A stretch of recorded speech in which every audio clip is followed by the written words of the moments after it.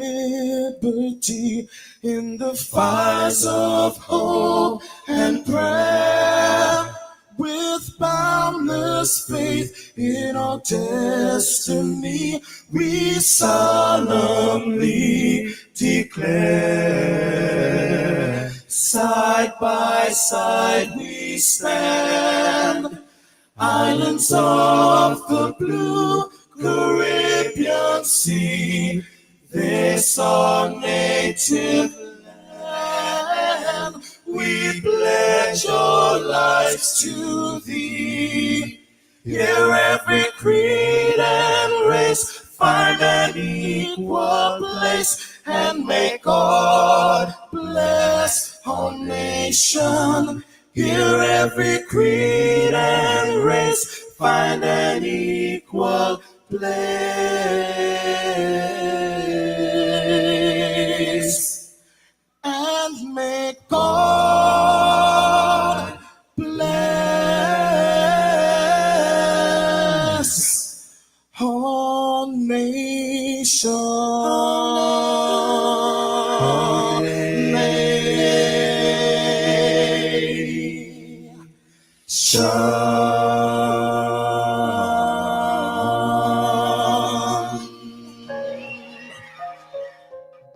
Heavenly Father, we come before you at the start of this new day, giving thanks for life, for health, and the opportunity to serve through this station. We ask for your divine presence to guide us in all we do. Bless this broadcast, that it may be a source of inspiration, joy, and unity to all who tune in.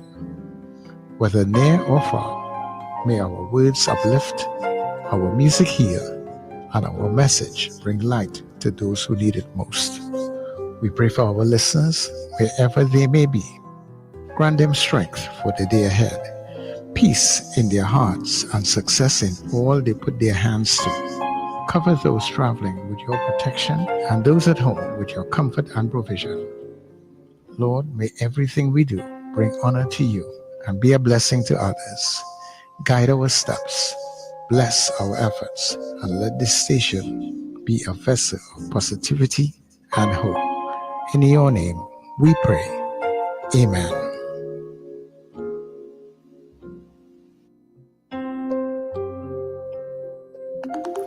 Your voice, your soundtrack, your station.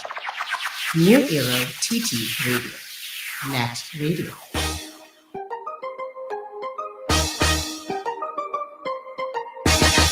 Oh yes, God's that. Hands them.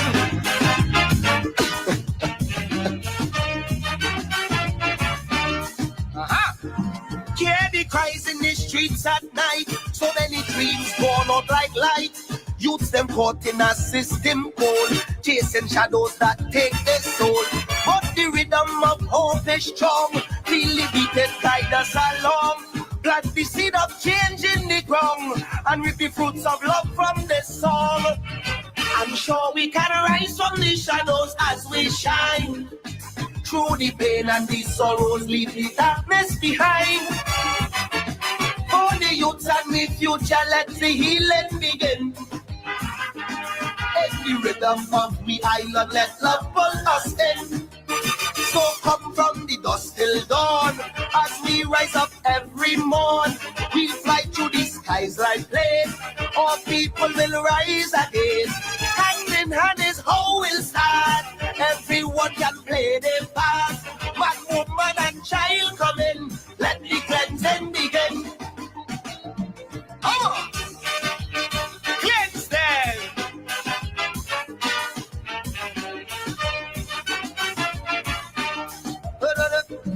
For the common man, times real hard. Crime and murder driving we mad.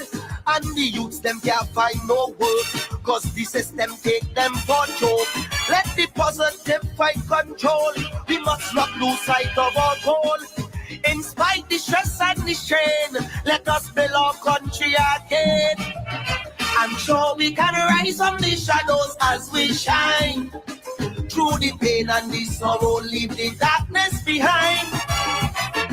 For the Youths and we future, let the healing begin. In the rhythm of the island, let love pull us in. So come from the dusk till dawn, as we rise up every morn. We'll fly through the skies like planes. All people will rise again. Hand in hand is how we'll start. Everyone can play their part. Man, woman, and child come in. Let the cleansing begin. Wake up, rise up. It's the Net Radio Breakfast Show. Bringing you the energy, music, and vibes to start your day right. Politicians drive the nice car. Well, everybody, good morning to you, and of course, welcome to it. Good morning. Good to have you here on New Era TT Radio. It's what we call a Net Radio. But every crisis we This beautiful, God-blessed day. from disaster. It's a Tuesday, and I want to say much thanks to the Heavenly Father for bringing us together for another day. Everything that we do, dear God, let it be a blessing on to you. As we shine, Wherever you may be, Trinidad and Tobago, those leave the darkness behind. neighbors in the Caribbean, our friends who stream all around the globe, The future, let good the day to you. begin. And of course, welcome to your Get Up and Go breakfast show. So come from the dust till dawn. Yeah, yeah, yeah, yeah, yeah, yeah, yeah. Yeah, yeah, yeah, yeah, yeah, yeah, yeah. Wake up, it's a brand new dawn.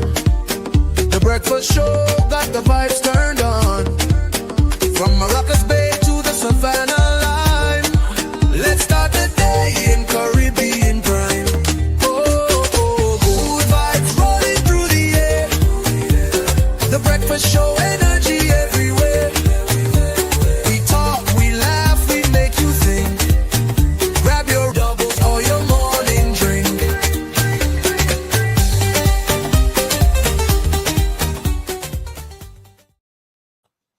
Well, good morning, Trinidad and Tobago, and good morning, of course, to our listeners across the planet, wherever you are, and welcome to the breakfast show on this 29th day of April, 2025. Of course, it is a Tuesday morning, and it is the day after the elections, and what a result it was yesterday. But of course, good morning. Let me say a special good morning to Wendell and Sir Charles, my co-hosts, as we take you through the day for the next 2 hours. We'll keep you company, and we'll have lots of talk in store for you today on the breakfast show, discussing the elections. That's the big elephant in the room. Good morning, good morning. Good morning, Richard. Good morning, Sir Charles. Good morning, Trinidad and Tobago. And good morning, listeners and viewers all over the globe. And let me say, like what the politicians they say, look at people. Where all them people come from already this already morning. But so very happy to have you here. We are happy to be in the land of the living. One life, you got to live it. Yep, absolutely. And I mean, of course, I know, well, of course, we're going to get into the elections and the election results, which was a surprise last night. Well, a surprise to some, I guess. I think it was a surprise to most. Yeah, and well, certainly, the results are either 20. I mean, the results are either 23. 23. 26. Sorry, either 26-13-2 or 27-12-2. The preliminary results kind of flicking either way, so it's somewhere in that vicinity until the EBC confirms the results. Yeah, Online Express is saying 28-12-11, 28-11-2. They having PNM as having lost last 11, right? So that's what I'm saying. They're conflicting results. So the preliminary results were 27-12-2. Yeah. But at the end of the day, PNM get bad links. Bad links. Some are saying it's 26-13-2. So the actual tally is not going to be finalized until EBC confirms what it is. Yeah. Later on this morning is when EBC will do that. Yeah. But even in our news reports, we stated as a preliminary results are, because we weren't completely sure, but we know it was somewhere in that vicinity. Yeah. I know when Dr. Rowley did his concession speech last night, and Dr. Rowley did the concession speech, not Stuart Young. Mm-hmm. He did it last night. He did it pretty early, about 10, 20 past 10. because I was watching it, and when he came on, I said, well, what are they going to talk about? Are we going to finally get some results from the safe seats in the PNM? Because I wanted to know what was going on. We're getting very limited PNM results. And when he came on to do that concession speech at about 10:20, and then you realize, wait, is this a concession speech? And then he says, yes, but then almost simultaneously, me asking that to nobody else but myself, he answered and said, we are conceding and we think it's about 12. And I'm like, what? And so quickly and so early. So it had to be that this wasn't, it was like a blowout in a kind of way. And not the worst blowout that PNM has ever gotten, but certainly, I mean, up there. So we're discussing all of that, of course, this morning. There's in terms of those results, what does it mean? What Stuart Young did speak eventually, and also actually Stuart Young and Dr. Rowley shared the press conference at that point. But there were a lot of disappointed faces from the PNM on that point. But that's the nature of democracy. It is. I remember what I would have told you all. I mean, we weren't on radio for a little while, but I would have shared a lot of opinions with people over the period of time. And I said, and even up to yesterday, I told, Stephen had brought some stew fish and provision for me. And I said, this has a feeling of 2010. Remember, I told people, I said, I've gone through 2010 and nothing is going to surprise me again in politics, Nothing. And even though the results wasn't what we predicted it to be, we said it would be close. Everybody was saying it would be close, right? Either way. But it just, I was in my bed before anything. I didn't look at anything. I didn't read anything because a lot of people were messaging me, and I said, listen, I don't need this stress. I go in and sleep. We have Gary Griffith coming in at 6:15. But before he comes in, I want us to get into Gary Griffith is coming in at 6:15. I'm seeing him already backstage. So let me just get to our good news quickly, and then we will get into that, our first interview of several this morning. Yep.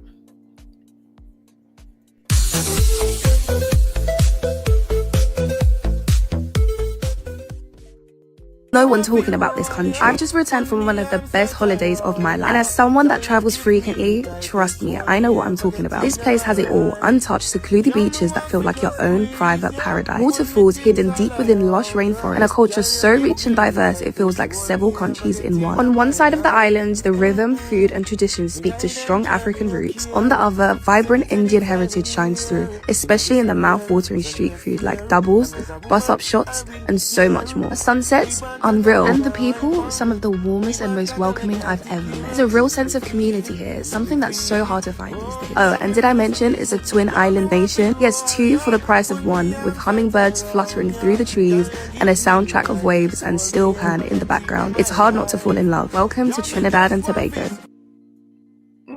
Okay, good news. That's a good news segment. Yeah, that's a little good news that despite all of people may feel right now, life goes on, and it goes on immediately. It doesn't stop. It doesn't pause. So you know what? And let's get into our first interview of the morning, and of course, it will be with Gary Griffith, the leader of the N.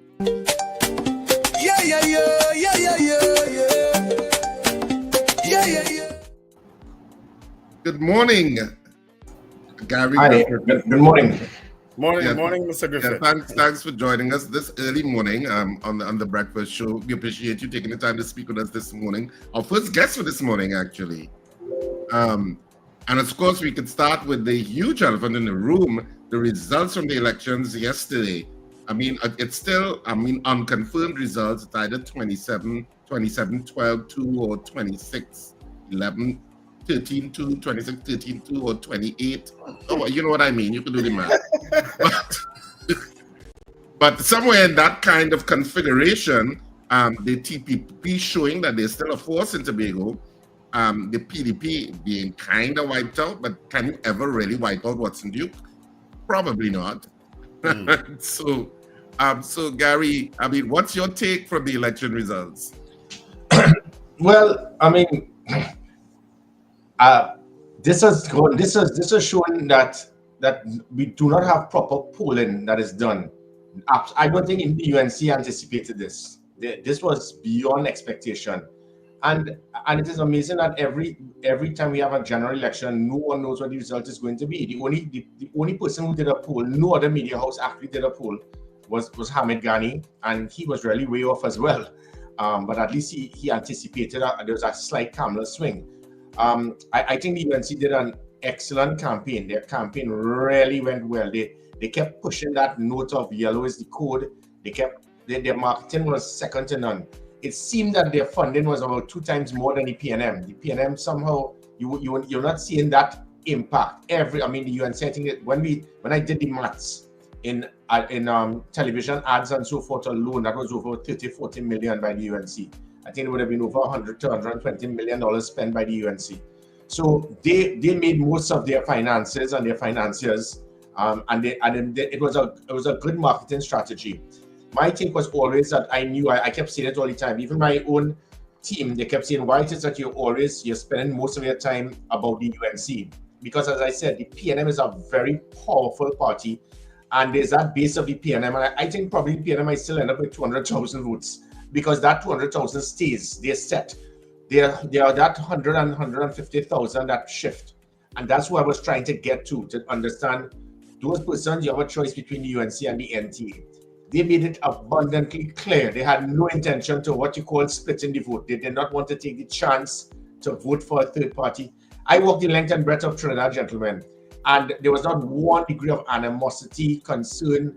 If it was shaking hand and hugging up and taking photos, I would have won the election. So everybody liked the NT. Everybody likes Michaela Pandey. They did not want to, they have no problem with us, but they did not want to take that chance to vote for a third party at the expense of the possibility of the PNM returning.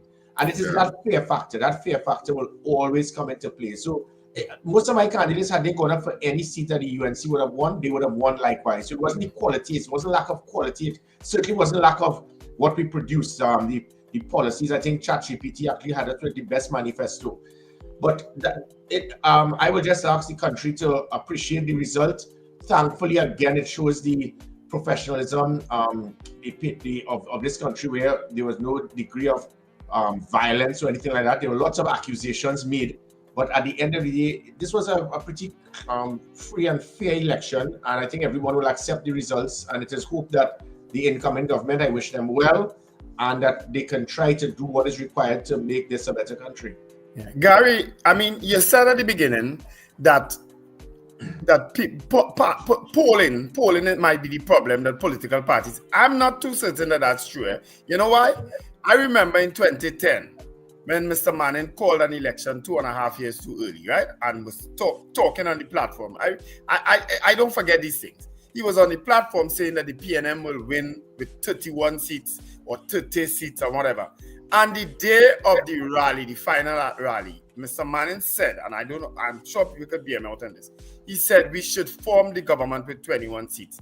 That meant to me at that point in time that he knew what was going to happen. I subsequently found out after that the PNM knew that they were going to lose and lose badly. And I suspect that it happened in this case again, that they knew that they were going to lose and lose badly. I didn't expect it to be so bad again, but I think they knew. I think political parties know. Yeah, but I'm speaking of, yeah, and you could be right, but I'm speaking about these scientific polls that are done around the world. We don't have it. We sometimes used to see the Nigel Henry and these persons.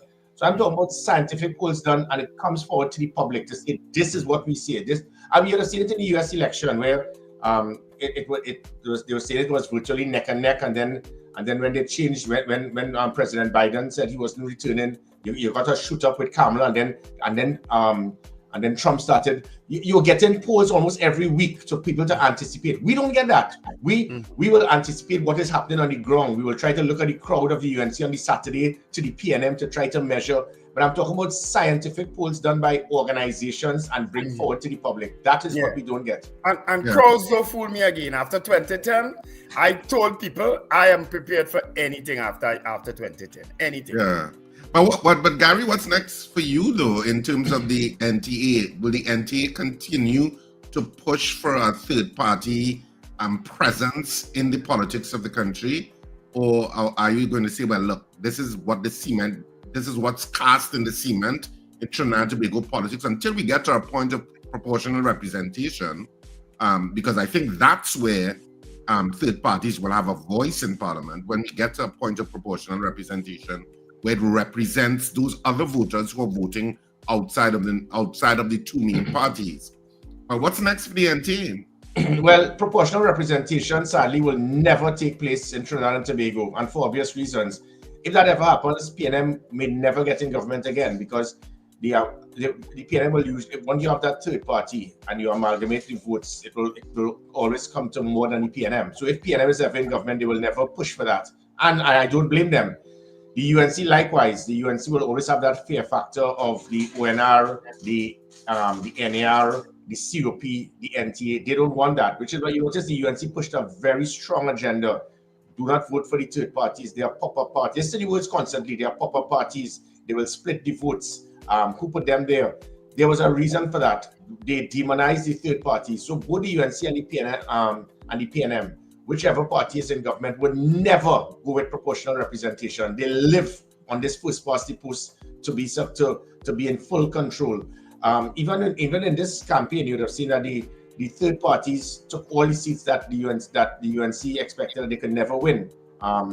They were shocked with Point Fortin, but the UNC never won Point Fortin. So they gave the third party seats and they said, well, we just put in you all there as a cosmetic thing. So this was really a UNC election versus the PNM. There was never it wasn't like 2010 where you had that 148,000 from the COP joined in. So that proportional representation will not take place. As it pertains to the NTA, it's not going to be my choice. It's going to be the choice of the membership, the national executive, even the candidates. They need to decide for themselves. I will listen. I will observe. I operate as a team player. I could never understand if it is that you're on a team and your team would not be successful. The first thing you do as a leader is to step down. The first thing you do as a leader is to offer your resignation and then have the team decide for themselves whether they want you. I am not going to impose myself upon the NTA. I did what was required. I think it was important that the country had a third choice. We provided the country with that. So I have no regrets whatsoever. None whatsoever. I provided the country and the country rejected it. The country has stated we do not want a third party. And we would have seen it. ONR, NAR, even Kamla was in the NAR as a third choice against the UNC and lost her deposit in 1991. So the ONR, the NAR, the COP all tried. They did not get any votes. What the COP did though is made themselves so recognized that it forced the UNC to work with them. The NTA, we had a clean campaign. We spent more time dealing with policies and so forth. We have no regrets, but the future for the NTA will depend on what the rank and file of the NTA has to say. What were the actual results in the seat that you contested, Gary? Oh Jesus, I can't even remember, but I know. In fact, strange enough, it was just I think Aruka Lopino, our candidate there, Nicolene. She got it may have been close to 1,000 or something, or several hundred. I really don't hold me to it. But it wasn't. There was nothing. We didn't put a blip. There was nothing on it to show that. Listen, it was recognized, which was amazing because you're walking wrong and you're getting the support. You're getting we love you, we like you.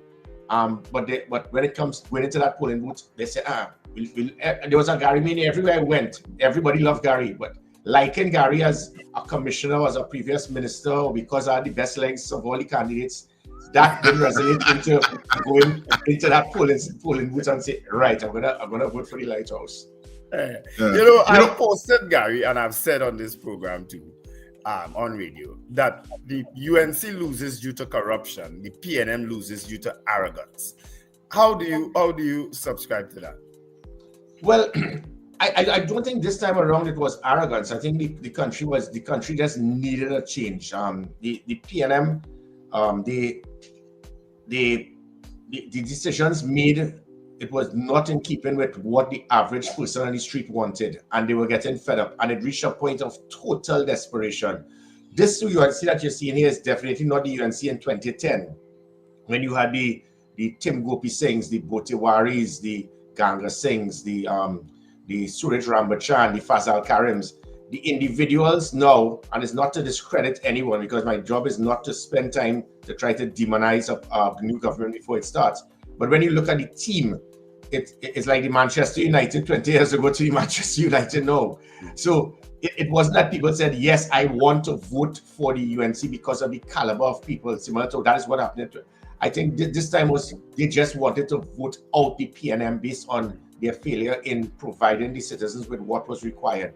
I can't recall, and I'm not saying it based on arrogance. I'm saying it based on probably PNM not actually for them to understand and appreciate the pain that people will go through. Yes, you have that. Gary, Well, Gary, those are decisions that sometimes based on arrogance, that I am doing it anyway.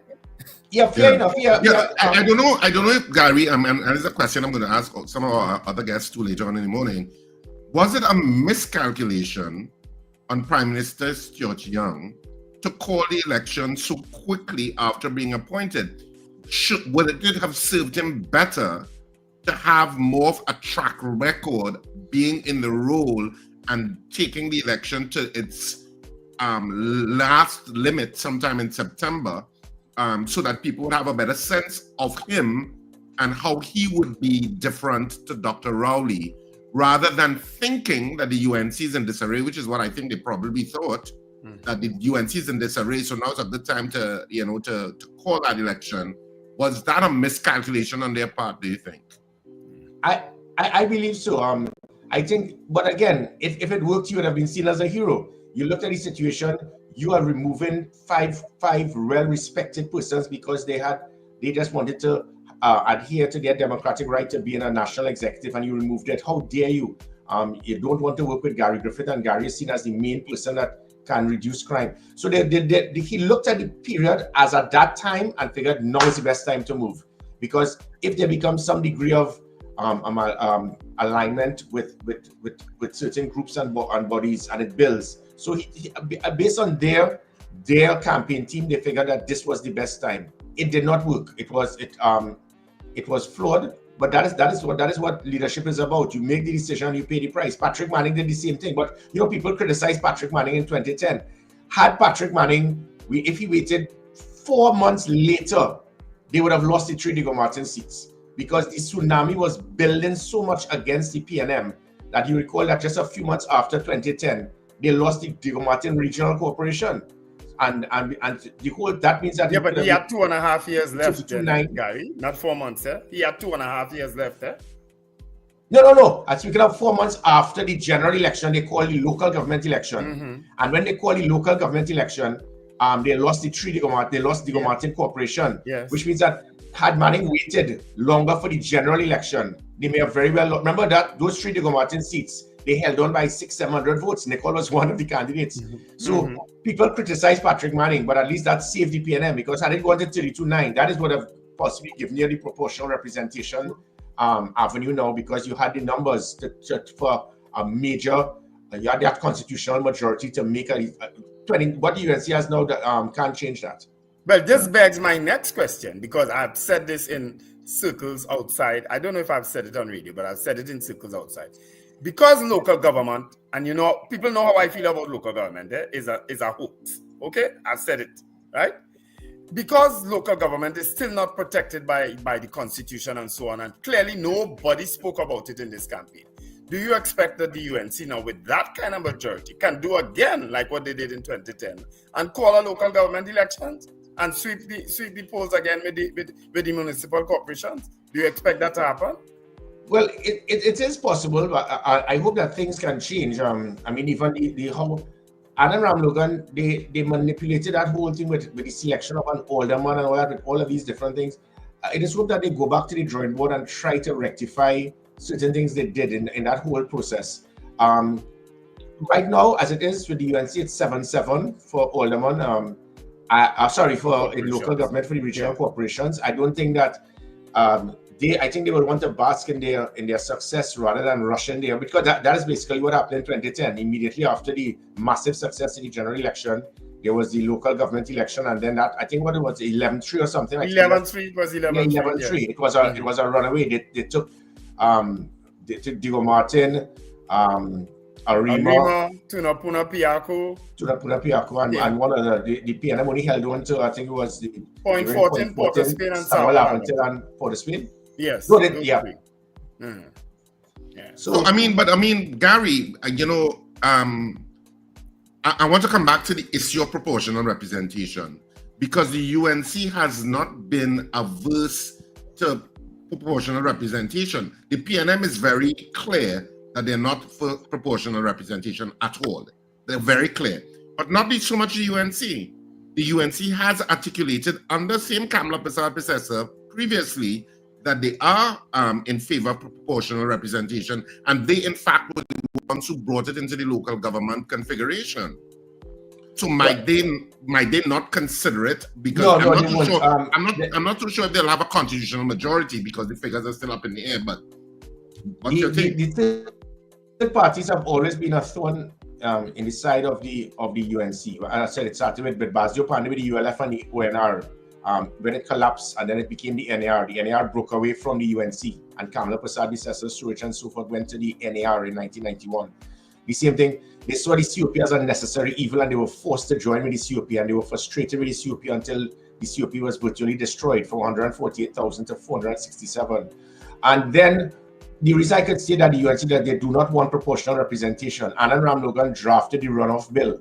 That runoff bill was designed specifically to destroy third parties. It was done in anticipation of COP breaking away. So if COP breaks away and you have a marginal seat, and usually with a marginal seat with a 3-horse race with a powerful third party, PNM will get, like, say, 45%, UNC will get 40%, and the third party will get 15%.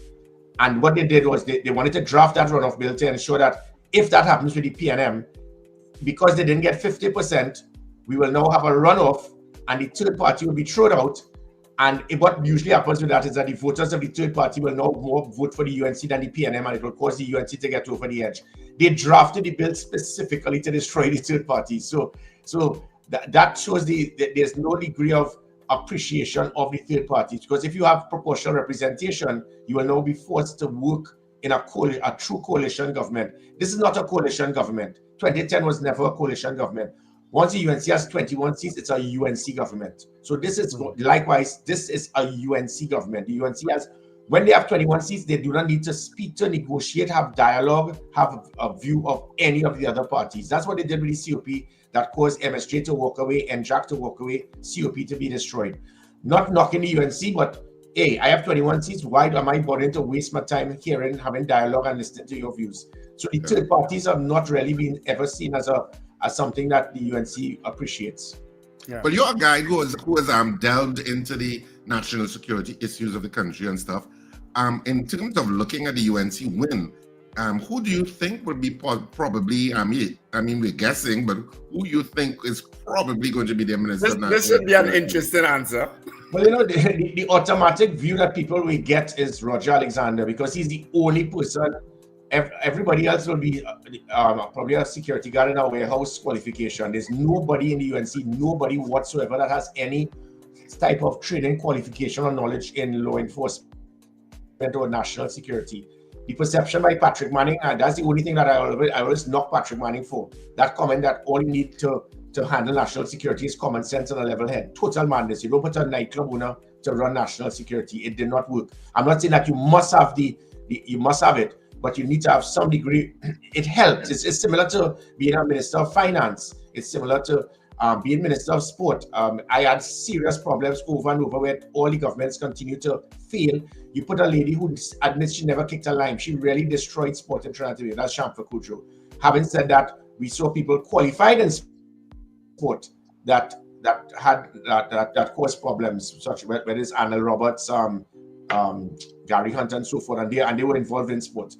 As it pertains to national security, she may very well pull something out of the hat like what she did in 2010. That's where John Sandy pulled up. People never know where did this come from. So you never know. She probably has something in her back pocket. It could be a Dulal Shan, it could be a General Ken Maharaj, something that nobody would have anticipated. She had that person there, the person. When I get in government, I want you to be the person to handle national security. So it may very well happen. Or it might be somebody who is not involved in national security, but she feels she has the managerial ability, which is what she did when she replaced John Sandy with Jack Warner. So you honestly don't know. Oh, okay. So you don't think it'll be Alexander or Roger Alexander? I don't think so. Oh, okay. That will be, well, that you're going to start a bacchanal one time, you know, because he expecting to get at him. Well, I don't know. I don't know what he tell you that when then. Yeah. We telegraph that to the whole nation, Richard. My take on it, I'm not knocking Roger Alexander. Remember from day one, I never said anything against Roger Alexander. That man was supportive of me when they had several of those persons involved in the criminal underworld of the police service coming after me because I was shutting down overtime corruption, police officers controlling drug blocks using the vehicles. Roger Alexander supported me. So that's why I made it abundantly clear. You're not hearing me say a word negative about Roger Alexander. Having said that, if I was a prime minister, you're looking at Roger Alexander. Pardon? You might get a call to them. No. I will come to that. Roger Alexander is senior middle management. I think we have to be very careful because he's seen as a gung-ho as it pertains to law enforcement. Remember, he was never in a senior position in the first division, so he never held any major position of authority. So when you look at other persons in national security as ministers, Eddie Dillon, Carl Alfonso, John Sandy, they were chiefs of defense staff. So usually you need to have that degree where it is you control hundreds, thousands of troops. Alexander never did that. Does he have the capability to turn into that senior managerial skill? We don't know. But Emmanuel George was a national security minister.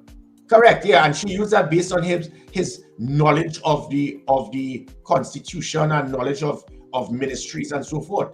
And he was just there temporarily until I moved in. As it pertains to Gary Griffith, I could assure you I'll be the last person being called. Remember, I was fired as a minister because I said I was going to speak the truth. She went out of her way to abstain for me to be appointed as Commissioner of Police. And then Anand Ramlogan and Jayanti, who was a UNC senator, they are the attorneys. When I was removed people blame Keith Rowley. I was never moved because of Keith Rowley. I was removed because Anand Ramlogan's law firm and Jayanti took the state to court because the president foolishly did not forward the acting merit list. There was an acting, the regular merit, the substantive merit list, the bacchanal with Dr. Rowley and Blissy Prasad. That's the substantive merit list that was returned. There was an acting merit list, and she kept it because for 15 years it was never sent to Parliament. We never believed the law was so foolish that every time a commissioner had to act, it had to go to Parliament. Anna Ramlogan picked up that flow. So they went, and that was a UNC thing. They wanted Gary Griffith out.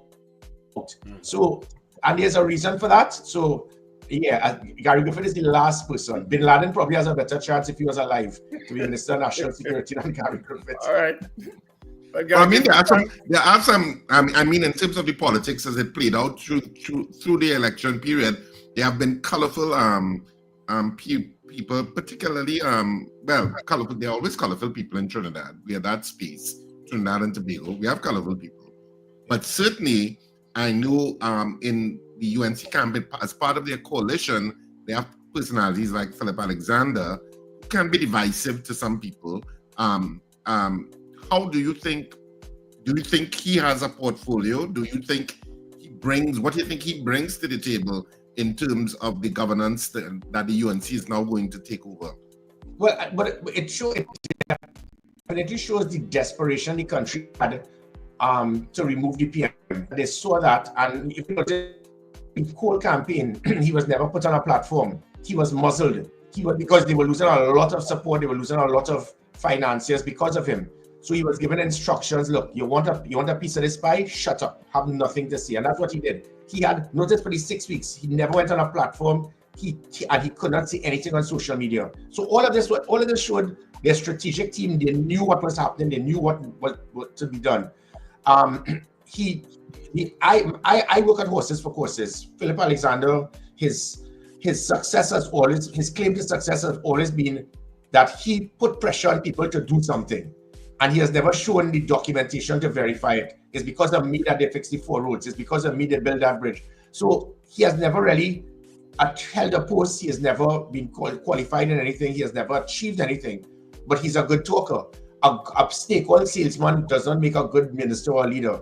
He needs now to have the capability to show that the talk is nothing, because he's never held a post. He's never achieved anything. He's never accomplished anything. So now he may be given the opportunity, and you never know, Kamala might just put him in charge of a state board. But if he is given a ministerial or senatorial post, he needs to change that way of just attacking, destroying, discrediting. That is not leadership. That is arrogance. That is bullying. So it is hope that some degree of maturity can come now that after all these years, he may finally be in a position to cause positive change. And I do wish so. I wish as well the UNC well. I will always give free advice. I certainly don't need a job. The same thing I did with Dr. Rowley, and he chased me like a dog when we were bitter enemies. I said, I am willing to help you and assist you. I don't need a job. But I saw that Fitzgerald Hines, I think Fitzgerald Hines has proven to be the most incompetent minister in the history of Trinidad and Tobago in any field. And Hines, I think, had a big part to play in the downfall of the PNM. Up until 2020-2021, when Stuart Young was the Minister of National Security, I was Commissioner of Police, the country felt, okay, we have no problem. Half of the problem of the PNM was solved then. When I was removed, Stuart was removed as Minister of National Security, all hell broke loose. And the country was suffering. They were mortified that the PNM could not handle their biggest concern. If it is that I see my offer to assist Dr. Rowley and give him free advice, I am always a phone call away for any government, any prime minister. But I definitely in terms of the security, let's look at a little bit before we get to close to the end of the interview. The manifestos that the UNC had from time to time in terms of their political campaign. Of course, the security measures, one of it is stand your ground. They obviously are going to be more liberal with the issuance of firearms licenses, if you are to believe the narratives on the political platforms. But certainly one of their policies, I'm calling it a policy, but certainly a promise on the platform was stand your ground. And they're going to bring in stand your ground legislation. What's your opinion on that? Well, it is hope that you see what Kamala wanted. Kamala saw, Prime Minister Kamala Prasad, she saw Prime Minister designated. She saw Gary Griffith got a lot of credit because of me making it easier for persons to get firearms. There were 35,000 persons applied, and they wouldn't even get any response. Fitzgerald Hines, has, in a very stupid manner, said Gary was making it too liberal. All that I did was give out 1,000 firearms per annum to civilians and 1,000 to police officers. That still meant that's 1,000 a year. It still would have taken me 35 years to clear the backlog. And this man had the audacity to say it was too much. But there's a reason for that. That is about 3 firearms a day we were issuing. And that took a lot of work. Because if you don't do proper due diligence, background check, finance, and checking the finance, speaking to the spouse, speaking to the neighbors, the wrong person could get a firearm. Thankfully, that's why in my 3 years, not one was lost, stolen, or used for a crime. Anytime you go more than that, you're going to weaken the due diligence. And when you weaken it, there's a greater chance now of a man shooting his wife, somebody being intoxicated and using it in a nightclub, somebody having a negligent discharge, you're misplacing it, you could use it for a robbery, because the concept is all law-abiding citizens should have a firearm. 98% of the country could get a certificate of character, but at least 10% of that are persons who are criminals who have not yet been arrested. So I would and this is where my point comes in. She has nobody that is qualified in national security to advise her. She will have marketing people to say, if you say that, it will work. If she turns that into a policy, we are going to be in trouble. Same thing with stand your ground. The stand your ground is to give the perception to a man, I can protect myself if it is that some badgers walk in. That is a very dangerous law, and we have to be very careful, because each one of us would have jumped over your neighbor's yard once in our life to collect our football or to take a mango. Stand your ground. You have to be very careful. She has to understand the difference with the use of force to protect yourself, to neutralize the person, rather than the stand your ground, empty the clip. You shoot someone that is in your yard that's trying to kill you, and that person drops on the ground, and he's no longer a threat. and you continue to fire to empty the clip, you are now committed murder. So she has to be very careful of the words. She did the gun talk to win over hearts and minds to get in government. Now she needs to be mature enough to know policies changing into law has to be very carefully calculated to ensure it does not have a domino effect to cause further crime. Yeah. Are you willing to take some calls, Gary, as we have you online? So we can open up the lines at this point and we can take some of your calls. So of course, it's 2811315, 2811315. You can direct call us to get interactive with the program, or you can WhatsApp call us on that number, 2811315. It's on the ticker tape that's scrolling across your screen at this point. We're taking some of your calls. We are speaking with Gary Griffith, political leader of the National Transformation Alliance, but you all know him. He's been around for a while, and of course, certainly a frequent guest at times on the Breakfast Show. All right. And then you were going to ask something? No, I was going to. One of the considerations that we didn't think about was the gentleman who appeared on the UNC's platform at one of their meetings, the former head of the SSA, Major Roger Best. What do you think might be in store for him? Well, we don't know. I mean, people have made their move. Everyone made their move. Larry Lala jumped. Anita Haynes jumped. Rambali jumped. Then on the other side, Roger Best turns up there. Roger Alexander resigns. People started jumping on sides to say, look, this is my time now. It was a calculated approach. Some made the wrong choice. Some jumped on the wrong ship. Others made the right choice based on who won. Would the decision by Roger Best allow him now to be reassigned to be in charge of the SSA? On a personal view, I could tell you Roger Best was second to none. The individual who's there now, as I said before, he's the person who was involved in putting a document that was false, that was totally inaccurate, that led the Prime Minister to fall out with myself because he was badly advised. It was littered with irregularities, lies, misinformation. Roger Best was very instrumental helping me when we were able to solve 12 kidnappings. We were able to rescue kidnapped victims and arrest kidnappers, dealing with home invasion, dealing with all sort of different things to deal with predictive policing, stopping prison officers from being killed when vehicles are on this way to take out someone. Roger will call me, Gary, vehicle so and so, they're gonna take out a prison officer now. I will then call my sword boys, bam, interception.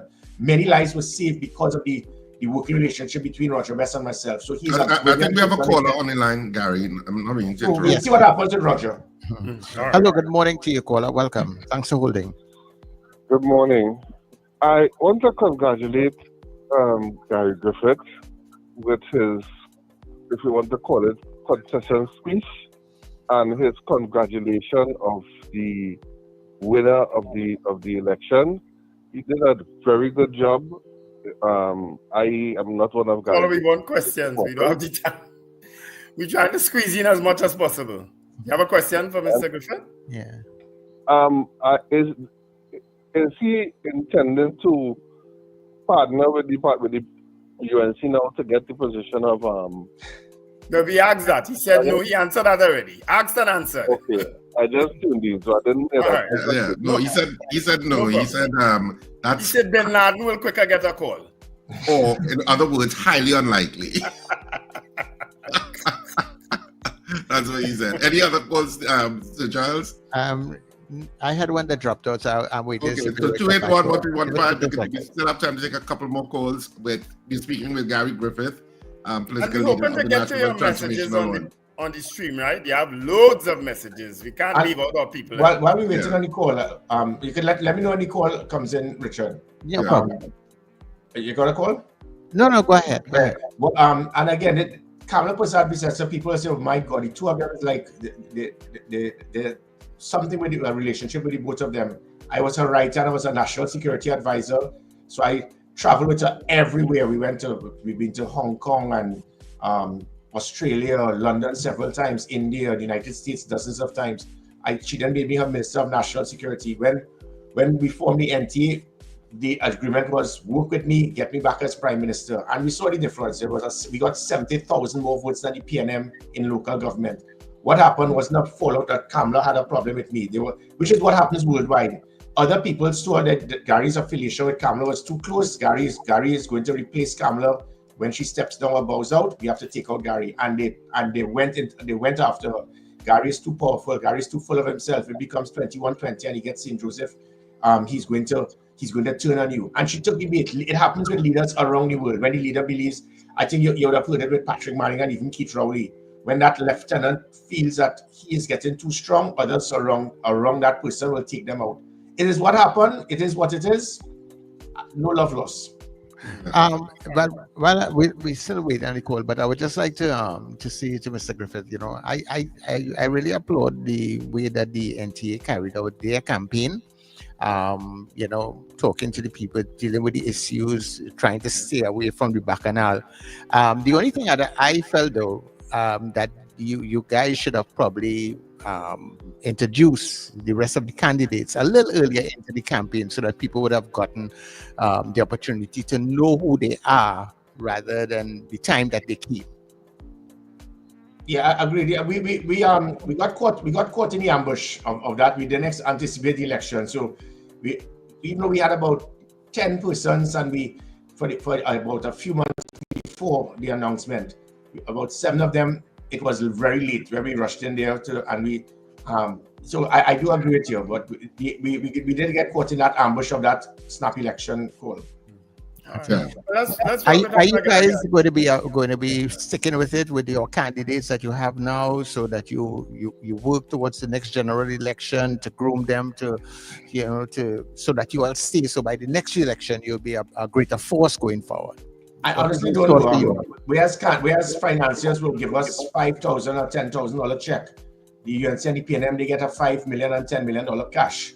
So it is very difficult to provide that type of to be competitive with these two major parties. It is very difficult. The other 14 political parties, they understand what I'm speaking about. It is not easy to maintain a political party.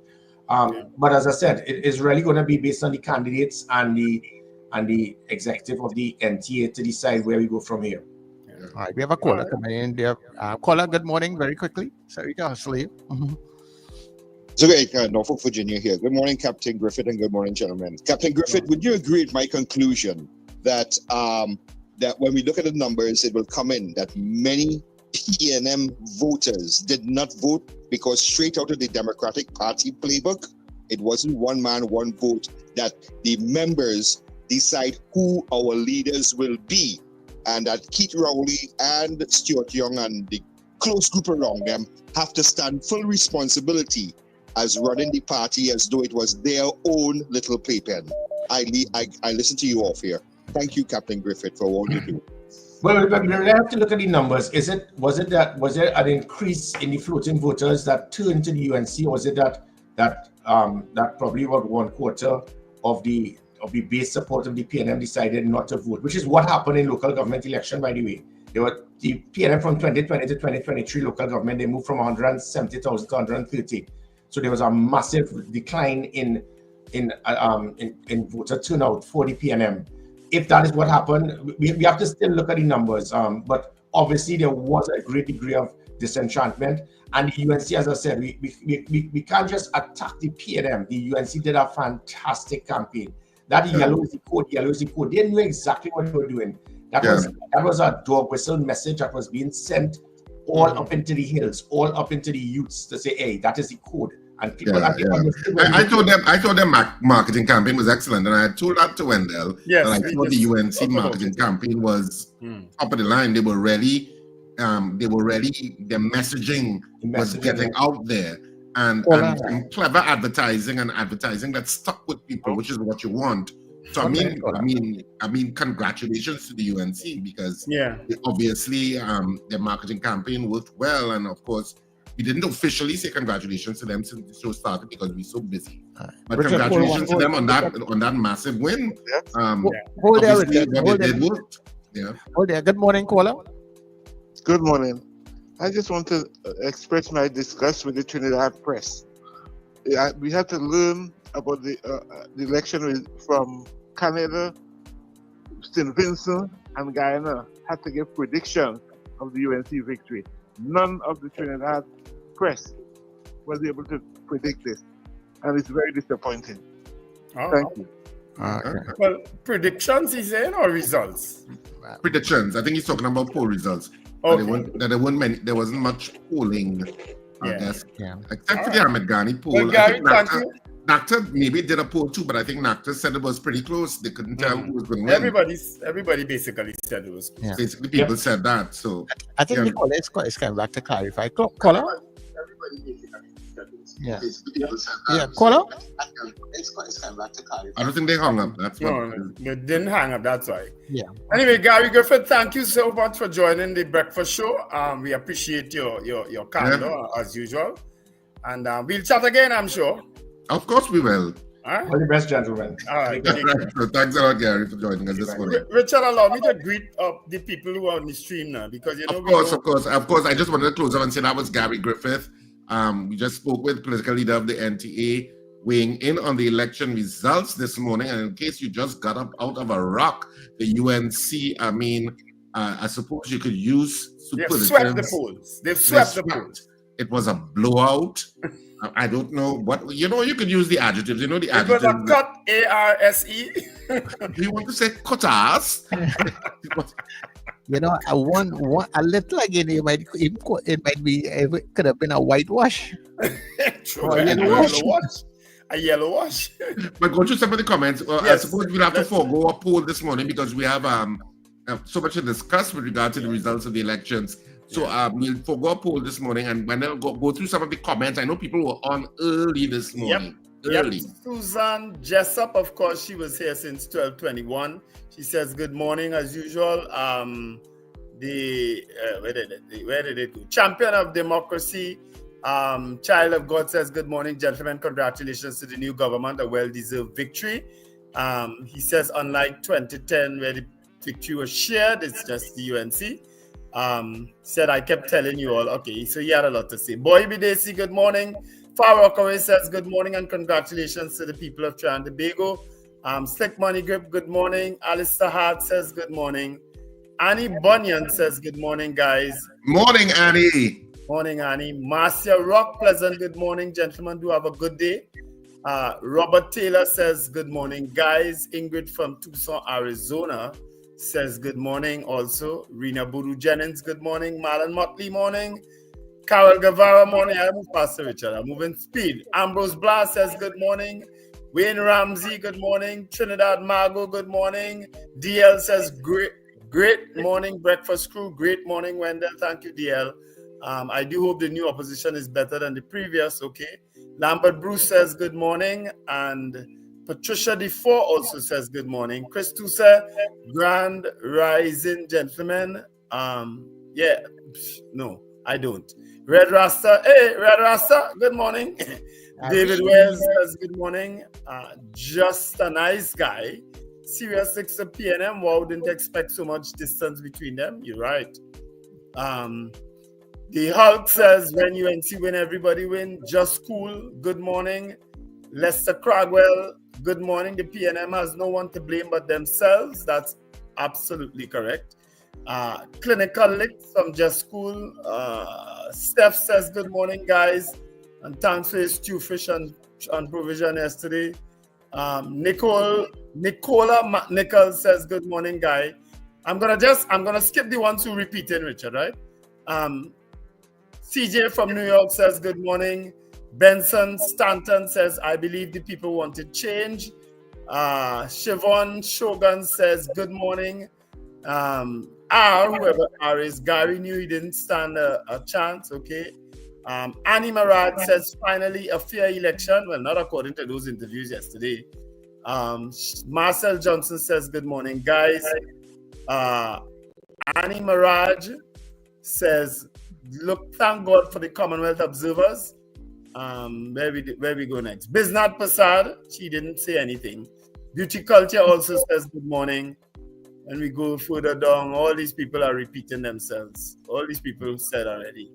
I had a lot to say. Dean Allen says, hi, people in the room. Richard Stewart Young made that decision to starve off the PNM convention. Okay. Thank you, Wendell. Local government reform. I'll read that one again from DL because I can't say that enough. All right. Bertram Joshua says, "Good morning, Trinidad and Tobago. Great is the UNC, and we shall rise." Take a borrow. All right. Well, it's 7 a.m. on the... Wait. Just as you go, let me also say hi to some people up early here. Miss Sampson, good morning. Black Pearl, good morning. Cornelius, good morning. Well, Ron DeSantis, we heard from him.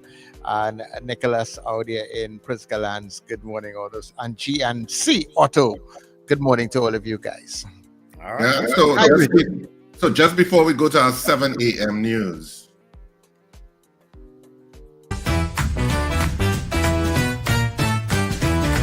Advertise with us on New Era TT Radio, the fastest growing streaming platform for talk in Trinidad and Tobago. Audio and video ads welcome. Elevate your brand with us. Connect with us at newerattradio@yahoo.com or call us at 299-5156. Now, what are you waiting for?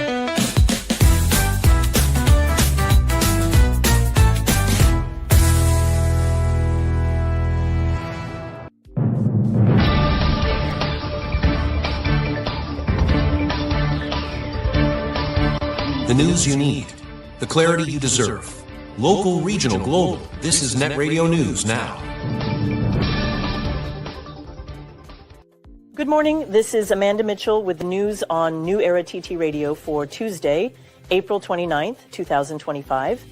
In a historic political shift, the United National Congress, led by Kamla Persad-Bissessar, has won the 2025 general election, ending the People's National Movement's decade-long hold on government. And of course, I thank all of you, rank and file members of the UNC who have stood with me through thick and thin, through light and through darkness. You have carried me on a journey that is filled with love, with determination and resilience. I started off this campaign by saying, you will be the real heroes in this story. And I end this campaign saying the same. You are the real heroes in this story of Trinidad and Tobago. Thank you, TNT. I say thank you for your support during this campaign. Thank you for your confidence for a better TNT. And for letting the world know that we, the people, have the real power in Trinidad and Tobago. Preliminary results indicate the UNC has secured 27 seats in Parliament, with the PNM claiming 12 seats and the Tobago People's Party winning 2 seats. At approximately 10:20 last night, Dr. Keith Rowley conceded defeat at PNM headquarters in Balizi House, flanked by outgoing Prime Minister Stuart Young and PNM Deputy Political Leader Rohan Sinanan, a somber Dr. Rowley acknowledged. Tonight is not a good night for the PNM, but it might be a good night for the people of Trinidad and Tobago. Despite the loss, Rowley remained defiant, noting the party's resilience throughout its 70-year history, saying, "We have come back from 1 seat, so 10 to 12 seats, don't count us out." The PNM General Council will meet tomorrow to begin the selection process for the opposition leader.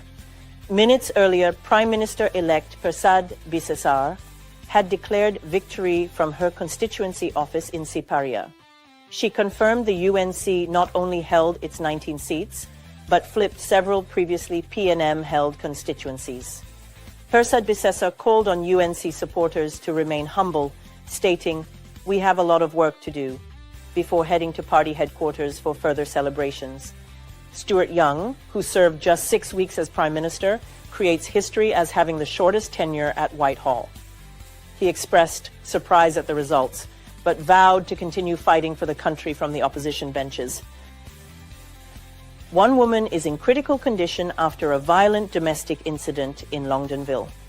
A 42-year-old man is in police custody after allegedly slitting the throat of his 60-year-old mother during an argument over property on Sunday afternoon. The incident occurred around 3:45 p.m., when the suspect armed himself with a cutlass and attacked the victim. Other relatives intervened, and the victim was rushed to the Chaguanas District Health Facility before being transferred to the Eric Williams Medical Sciences Complex in Mount Hope, where she remains in stable condition. Police have seized the weapon. In election-related news, a man was arrested in the Mount Lambert area yesterday with $30,000 in his possession on suspicion of voter manipulation. Acting Deputy Commissioner of Police Operations, Kurt Simon, who serves as Gold Commander for the general election 2025, confirmed that the Trinidad and Tobago Police Service was investigating reports of alleged financial inducements to voters. While several reports have been found unsubstantiated, investigations continue to determine whether this discovery is connected to election offenses. DCP Intelligence and Investigations, Suzette Martin, has assured the public that comprehensive security arrangements were implemented to ensure a safe and fair election. An off-duty police officer risked his life to prevent the kidnapping of a 5-year-old child during a robbery attempt. PC Batan of the Southern Division was at Hazel Rogers Play Park in Monrepo when 2 armed men, appearing to be in their early 20s, announced a robbery and took his Samsung cell phone valued at $2,500. When one suspect attempted to start the officer's car, where a child was seated, the unarmed officer confronted the gunman. During the struggle, PC Batan was stabbed several times in the arms, but managed to prevent the theft of his vehicle and protect the child. Both assailants fled with only the cell phone. The incident has renewed calls from officers in the Southern Division for improved processing of firearm users' licenses for off-duty officers. PC Batan has since been treated and discharged from the San Fernando General Hospital. The Trinidad-based Caribbean Community Implementation Agency for Crime and Security, CARICOM Impacts, has begun developing a new regional security strategy.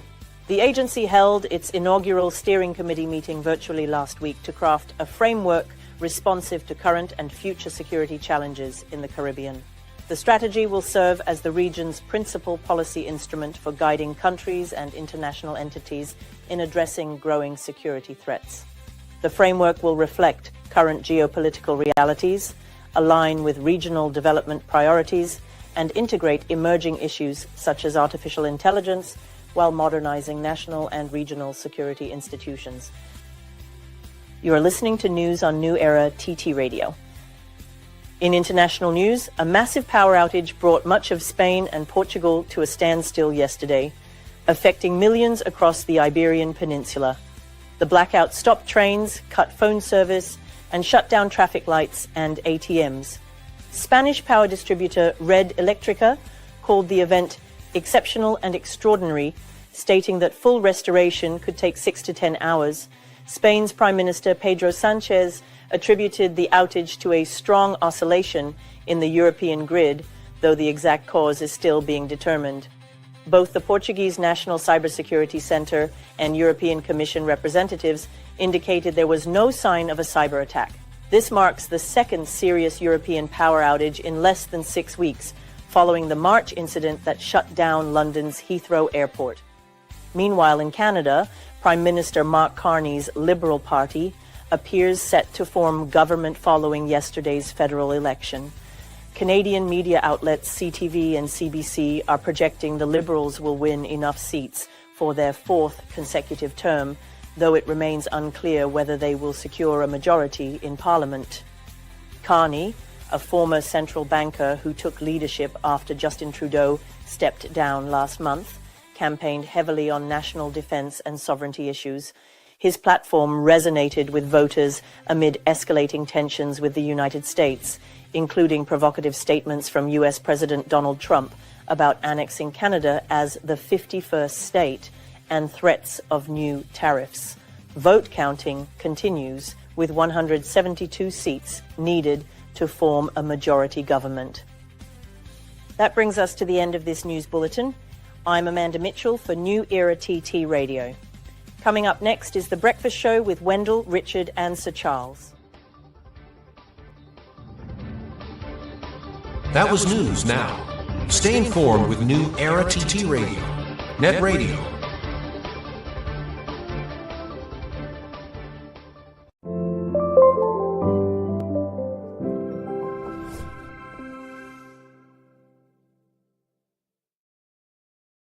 Whether you're at work, on the go, or just taking a break, this is the perfect mix to keep you engaged, informed, and entertained.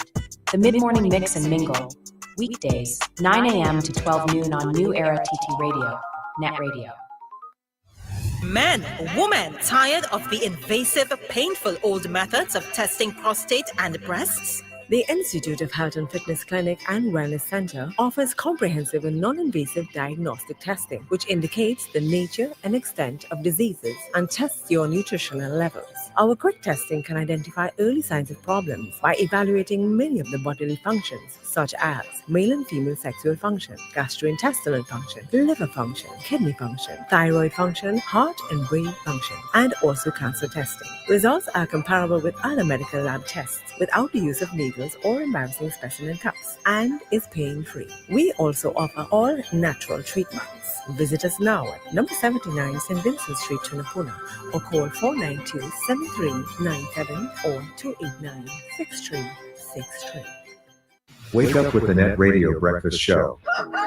Rise and shine with Wendell Stevens and Richard Raghubarsing, weekdays from 6 o'clock to 9 a.m. Start your day feeling good, energized, and informed as we tackle the biggest issues of the day, get you where you need to be on time, and keep you in the know about everything that matters. With elections coming up on April 28th, we bring you insightful discussions, expert analysis, and the latest updates so you're always ahead of the curve. Mornings matter. Your voice matters. And it all starts right here on New Era TT Radio, Net Radio. The Net Radio Breakfast Show, weekdays 6 to 9 a.m. Wake up informed and stay ahead.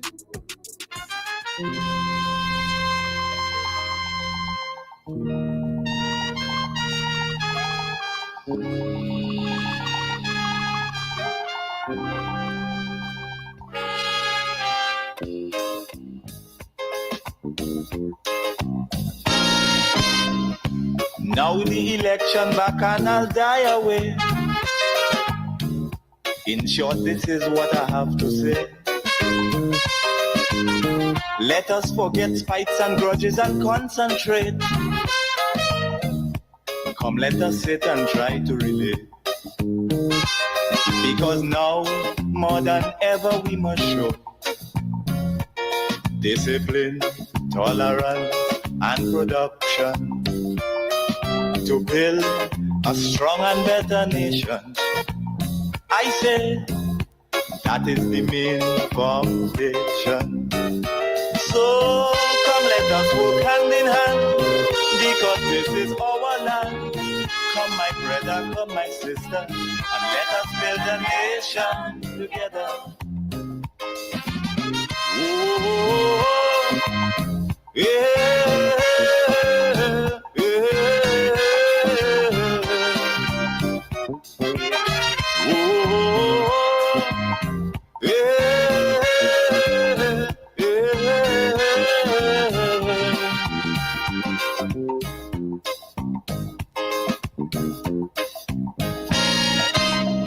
Remember, the key to success is working hard.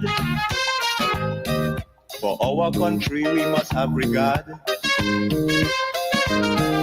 Forget all your differences, let we start to build. And onward to progress we surely will. Because now, more than ever, we must show discipline, tolerance, and production to build a strong and better nation. I say that is the main foundation. So come, let us work hand in hand, because this is our land. Come, my brother, come, my sister, and let us build a nation together.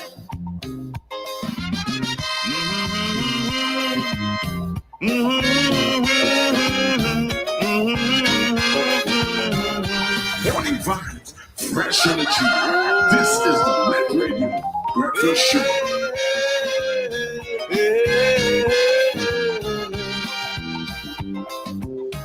Well, everybody, and of course, that is where you are on the frequency. Net Radio, New Era TT Radio, the pride and joy of Trinidad and Tobago, and of course, the Caribbean. And we welcome you inside our number 2. You know as well as I do. So, Charles, that is me, and of course, just to let you know, on the drive time this afternoon with Tony Fraser, well, the panel before the election, guess what? They return to reflect on the victory of the UNC. So the panel will be today Dr. Bishnu Raghunath, Derek Ramsamooch, Denise Deming, and Clyde Weatherhead. And of course, they will be talking with the journalist Tony Fraser. And all that is inside of your afternoon drive time, the drive time exchange, as we call it here on New Era TT Radio. Of course, we welcome you back inside of the breakfast show, and I think our weather is up next. Good morning, Trinidad and Tobago. This is your weather update from New Era TT Radio for Tuesday, April 29th, 2025. Following yesterday's election activities, we're looking at mostly fair and hazy conditions today, becoming partly cloudy at times with isolated light to moderate showers near southern and western areas of Trinidad. As night falls, expect mostly fair and hazy conditions, except for some light to moderate showery interruptions. We have an important notice for our listeners today. Sahara dust is expected in our atmosphere with increasing intensity.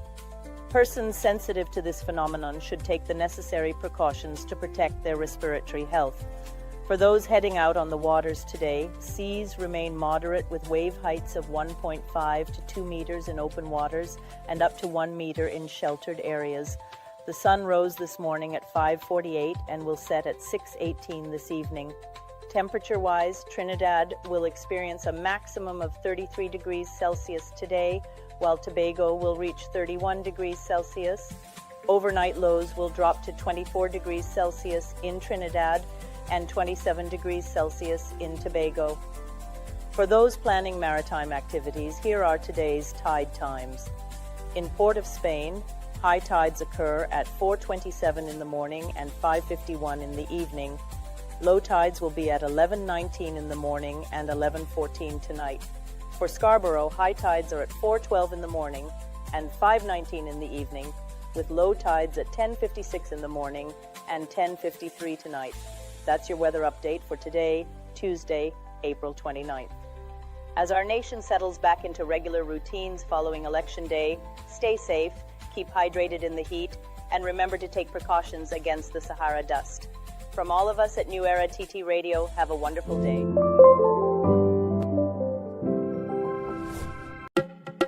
RSRR Productions has done it again. Married and Mischievous was a riot at Sapa. Now we head to Cipriani College for 2 nights only. On Saturday the 3rd of May at 8:30 p.m. and Sunday the 4th at 6:30 p.m. Tickets available now at usual outlets and from Wednesday the 30th of April at Cipriani College box office. This play is strictly for adults. Married and Mischievous is an experience you'll never forget.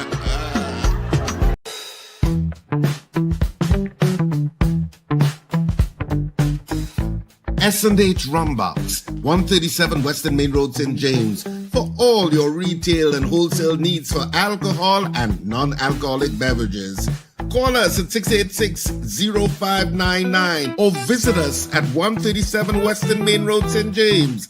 S&H Rumbox, drinking out of the box.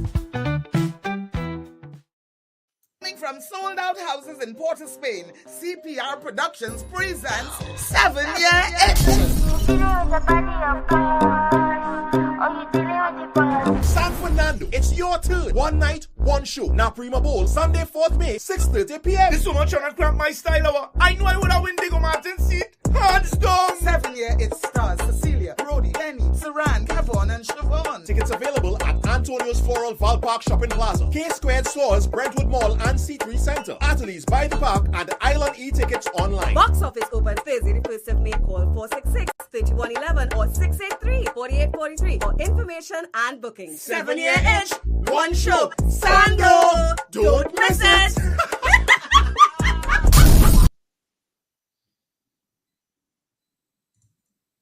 Of course, we are back in the second hour of the breakfast show this morning.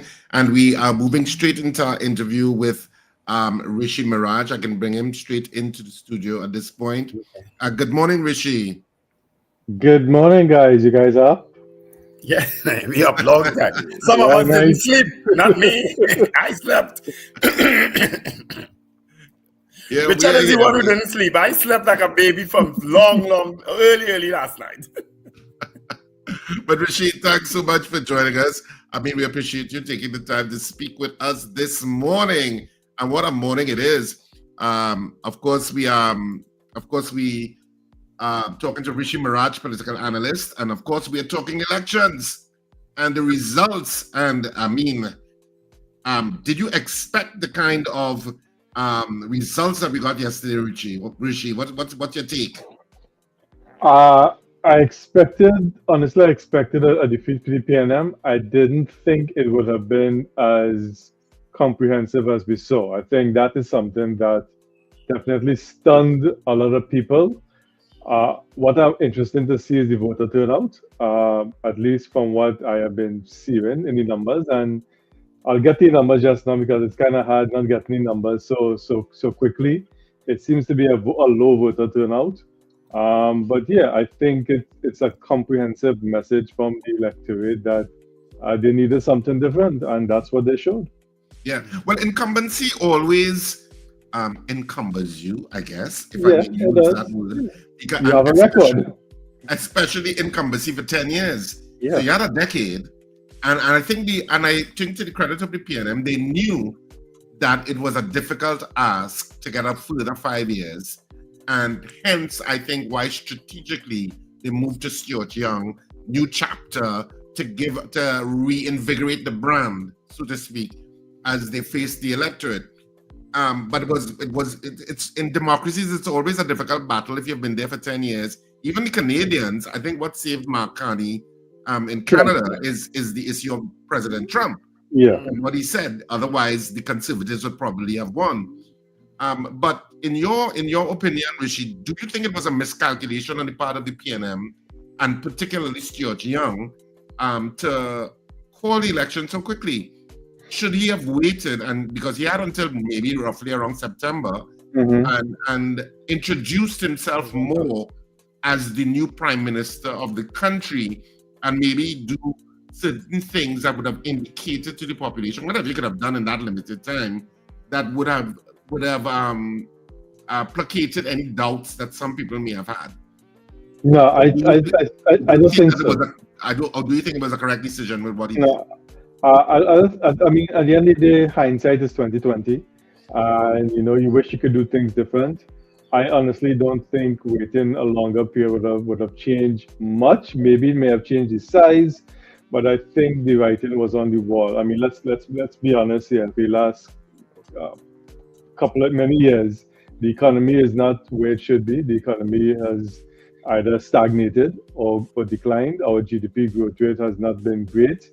A lot of people are feeling the effects of that in the economy. We have a serious situation with crime and people feeling, the situation is becoming out of hand. So I think the writing was on the wall. I don't think delaying a couple other months would have probably changed it that much. The only thing may have changed may have been probably the size, but I think the writing was on the wall based on how the country was and is at the time that, this was going to happen. Rishi, do you whom do you see as a possible leader now of the PNM? I mean, as it stands now, Dr. Rowley is still the political leader, but I suspect he had done an interview, I think yesterday, that he officially retires. Officially retires today. I don't know if he is stepping down now as political leader. Do you think Stuart Young can survive as political leader? Because Foster Cummins lost, so he probably would have been the next contender. Whom do you see then as the main person going forward as leadership of the PNM? For me personally, I think it's Penelope Beckles. I think that seems to be the choice. She has experience. She's been there for a very long time. She knows the party well. She has a support base in the party, from what I understand. I think, and again, I don't want to dictate what the members will choose, but I think she's probably one of the outstanding candidates you can probably look to put in place now within the PNM. So I think her possibility now of her assuming the mantle of leadership would probably be very high. But do you think she's strong enough? Not from Imberg. I'm surprised you bypassed Mr. Imberg with Well, such a fast Rishi. The politics is changing. I think you need now, and I think the PNM is at a very delicate stage, and that they need to, as the Prime Minister, as Dr. Rowley said last night, they need to lick their wounds. They need to do a post-mortem, understand what went wrong, and plan for the next 5 years in terms of being in a position and put themselves in a position to win back the electorate. So I think it probably, in a short-term basis, I don't see some of those people like Colum being probably position themselves to be leader of the party. I think she has always had a favorability in the party as somebody who had potential leadership qualities, and I think she's probably the one that most people will look to internally within the party, because what will be interesting to see is, as Dr. Rowley indicated last night, I think Wednesday they'll have a caucus of the members who have won to determine who is the leader of the opposition. And then based on that, I think you'll get a good sign as to where the headspace is at with people within the party as to the position they're going to take. I suppose it'll be interesting to see. Sorry, Wendell. It'll be interesting to see who the PNM puts as the leader of the opposition, because that will be indicative of where the party thinks they're going. Because there's a lot of self-examination, I think, going on right now. Because I don't even think they thought that they would be in this position on the 29th of April. At least the degree of, even if they may think that they could have lost, they would have felt that it would have been much closer in terms of the results. So that would have been some introspection that will take place there. And some of their stars lost their seats. Yeah. So that I must think Faris lost, as far as I'm understanding. Faris lost. Yes. Foster Cummins lost. So a lot of Mitchell, I think, also lost the seat too, no, sir? I was hearing that they lost Point 14 and Labrie also. I'm not sure about that. I'm not sure. We're not sure because the results are We're still not coming sure, in. we're still here, so we're not sure of the numbers. And then again, the numbers are also important from a constitutional majority point of view. But it will be to see what those numbers are at the end of the day. Once it just settles, I think by lunchtime today, we should get a better idea, hopefully. And and I'm always, not too much in favor of either of the parties, the two main parties, getting a constitutional majority. But that has been my position. I always feel they should be tempered. But now, if the UNC has gotten a constitutional majority, what are they going to do with it? Even though, of course, the independent bench in the Senate will now be the check and balance against that. In supporting the opposition if they want to stop some sort of constitutional change, depending on if any constitutional amendments come to. We'll have 5 years to see what happens. When they had it the last time, they didn't do that much with it, in my opinion. Not really, no. And I know they had talked about proportional representation, so maybe you could take the talk about proportional representation at this time. The UNC has not been antagonistic to proportional representation in terms of the narrative previously. The PNM has. Do you expect that proportional representation would be a consideration that they would look at in terms of a constitutional amendment? Or you think that, when you get into power and you lick your lips and you're saying, I'm not so sure I want a constitutional amendment to bring in proportional representation because it weakens me, may weaken me. Well, it is likely going to weaken you in the next election cycle. What's your take? I think I think we should go for proportional representation. It all depends on the position the government wants to take. My take on it is, obviously, proportional representation gives the third party a bigger say, because now you're going for the total number of votes parties get in the election as opposed to seats. And then from that, you can determine and allocate the amount of seats provisions. I've been thinking about this for a while, actually, and a way, I guess, that the UNC could probably tempt it to still, keep that, or the major political parties still keep that hold on power, is to probably readdress the way the Senate is made up. and probably address the Senate from a proportional representation point of view. So you keep your House of Representatives on a first past the post. Who wins the most seats controls the House of Representatives, but your Senate being your upper house and being, like you said just now, with the independent senators, being your check and balance on government. So government doesn't have total control over everything. Maybe your Senate is now composed proportionally of the electorates and people who have won a certain percentage of votes within the election and then appointed by the president based on recommendations. You compose your Senate that way. So that way your House of Representatives is still first past the post. Who wins the most seats wins the election, but your Senate is now proportionally representative of the total electorate within the country. And maybe that could have a check and balance. But, those are a couple of things we've seen silent on the campaign trail. Even finance reform, campaign finance reform, and all those different things, the amount of money is being poured in and all those areas, all those things were silent. So it'd be interesting to see if those things now come back up again, fixed terms, all those different things. Well, Mr. Maharaj, one of my pet peeves, of course, for people who know me and have listened to me over the years, is local government reform. Do you expect, because the campaign was also devoid of discussing local government reform, local government reform is not part of the Constitution. Do you see that being proposed can work in the favor of a UNC government? I think local government needs to be reformed totally. You have a passion for it because my father was in it for many, many years. And I've seen the importance of local government action within communities. I think on the whole, what we need to do from a Trinidad and Tobago perspective is we need to relook at our institutions. We need to look at our governance system holistically, of which local government is part of it. Our constitution served the purpose when it was formed 1962 and in 1976, the Republican Constitution, for a country at particular time and space. We are now a lot more older country. The world has evolved, technology and different things have evolved. People have different expectations. I think instead of doing this in a piecemeal kind of format, especially now if you have the constitutional majority or the ability to have constitutional majority within the parliament, that you need to look at a holistic redoing of our constitution to fit a country in the 21st century.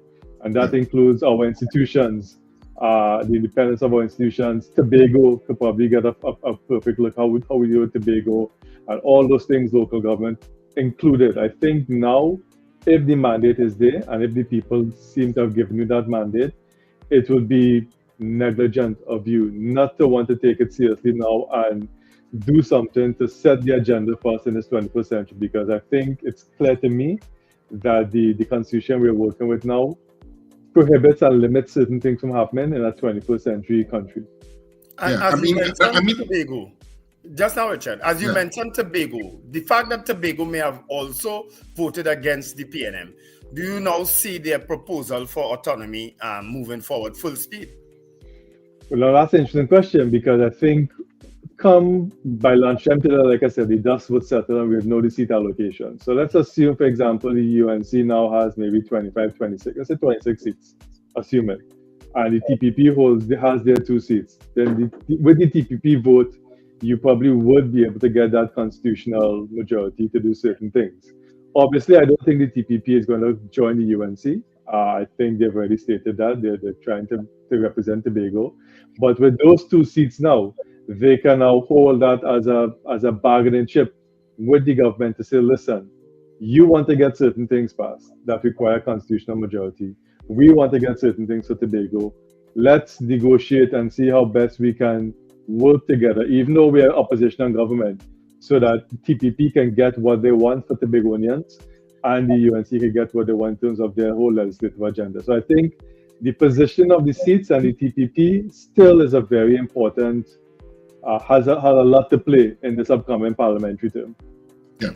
Rishi, in terms of the UNC and the promises that they would have made on the platform, and of course, as some of those promises are going to cost, in terms of eliminating property tax, so you're going to lose that, whatever that was contributing. I think it's $100+ million that was going to contribute. They're going to remove the 7% online tax, I think was also a suggestion, which is going to remove VAT on certain things. Remove VAT on certain things. So they've said certain things that they're going to do. do you expect them to fulfill those promises? One, because you could take the position, and we made all of these promises, but now that we're in power and we see what the bank balance is, I'm just bringing it down to the, you see what the bank balance is saying, you know what? We made these promises, but the PNM has left us in a place that is terrible. And we now have to rebuild the coffers. And do you think it will go down that road, or do you think that they will really keep to those promises? Because a lot of the promises that they made, I think, and how they marketed it is part of the attraction for which the electorate, whatever percentile of the electorate voted, that swept them into power. Yeah, you also have to add the 10% wage increase, so the 10% starting position, Petrotrin starting back up, etc. So there's election and then there's reality. And the strange thing is maths and numbers, is always there. 1 and 1 still makes 2. And the fact of the matter is, economically, the country is not in a good place. I was just looking at some data just before I came on the air. I think our debt to GDP ratio is in the 60-something to 70-something percentile, which means we are borrowing more, we owe more than we are generating as a country. The country generally generates about maybe 45 to about $47-48 billion per year, generally. And that's at a normal stagnant rate. So I think the reality has to hit in pretty soon that this is the reality that we're facing. It's one good thing to make promises, but now as you assume the mantle of power and governance, you need to be able now to communicate this as effectively as you were to communicate to people what you wanted to do. I think now you have to effectively communicate to people, listen, we know we said X, Y, and Z, but this is the reality that we're facing. We still want to get to X, Y, and Z, but to get to there, we need to do certain things along the way, and we will have to taper certain things. Yeah, but the expectations that people may probably appreciate it. It depends. Yeah, but Rishi, this is where we have to close up the interview, but you are welcome to stay online if you wish. I want to bring in Martin George, attorney at law, and of course, head of the Tobago Business Chamber, into the conversation, because of course, Tobago had a part to play in the election results yesterday. So welcome, Martin George, to the breakfast show this morning. We appreciate you taking the time. Yeah, hi, good morning to all of you, and thank you very much for having me here. It's always a pleasure, and it's always, I think, a good mixture of information and entertainment whenever I'm here on this show with you guys. But Mr. George, clearly the soft opening of an airport and the promise of a return of sandals didn't work. What happened? Well, the thing is, those were two things that I think were put out there. But clearly the people of not just Tobago, I think Trinidad and Tobago indicated that there is a deep level of dissatisfaction with the way the previous government had been managing or running things. And, it shows that there was an intense level of hurt being felt by the average man in the street in terms of, I guess, government policies, which would have affected their bread and butter issues. Because, at the end of the day, people vote, primarily on, hey, listen, how does this affect me? And what this shows you is that there are lots of persons out there who may have been, suffering in silence. So therefore, you might have had people who, a family member may have lost a job, or wages may have been cut back, or, prices are going up and they're struggling to make ends meet. So therefore, I think that this, result is more a reflection of that than anything else. In other words, it shows that, look, clearly there was a deep, deep level of pain being felt by a large section of the population, and they took this opportunity to register their dissatisfaction and to show, well, look, hey, enough is enough. So Yeah, go ahead, Wendell. Do you think that the PNM as a government knew that, Mr. George, and decided, okay, well, let's make it your choice, as in 2010 when Mr. Manning recognized that he was under pressure, he said, let's go back to the electorate. Do you think that is what happened? No, if you recall, 2010 was a slightly different scenario. That's where Mr. Manning was under personal political pressure from within his own party, and he decided, well, look, all right, let me call a snap election. And I mean, the point is, what it shows is that the PNM has quite a poor track record with calling snap elections, because I think this is the third snap election they've called. Yep. And lost, so therefore they need to look at that strategy, afresh. And I can't imagine them, knowing this result and going headlong into it. You had 4 more months, plus you had an additional 3 months that you could have stretched it. So that's 7 months you could have tried to sweeten the pot if they felt that they were going to lose. No, I think they went into it fully confident that they were going to win. And you saw it etched in the disappointment in the faces last night. I mean, you saw Minister Rohan Sinanan. I mean, I think he was about to cry, if you look at it. So therefore, I don't think that it was a scenario of them knowing that this would be the result and still rushing headlong into it. But what it tells me, Richard and Wendell and Rishi, is that it shows a massive level of disconnect between the government and the people. It's almost reminiscent of the early days of the fomenting of the French Revolution, when the people went to Marie Antoinette and they said, "Milady, the peasants are suffering, they are starving, they have no bread." And she said, "Well, let them eat cake." So you are so disconnected from reality. I mean, come on, if people can't even afford bread, where do we get cake from? Let's be real, So it shows that there really was that level of disconnect, because if the reality had, been brought to the attention of the government, I could not see them in those circumstances still going ahead and call this snap election. Yeah, Rishi, do you agree with that? That this was really a disconnect on the part of the People's National Movement in terms of what the sentiment was on the ground?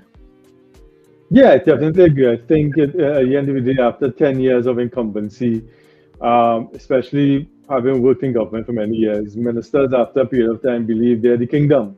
They know everything, they can solve everything, and they have that ego about them. And that ego is deadly, because that ego, like Martin said, gives you that disconnect with what's going on the ground, and the people, people in the marketplace, people who are seeing prices rising daily, who can't make ends meet. And I think that disconnect is clearly there for sure.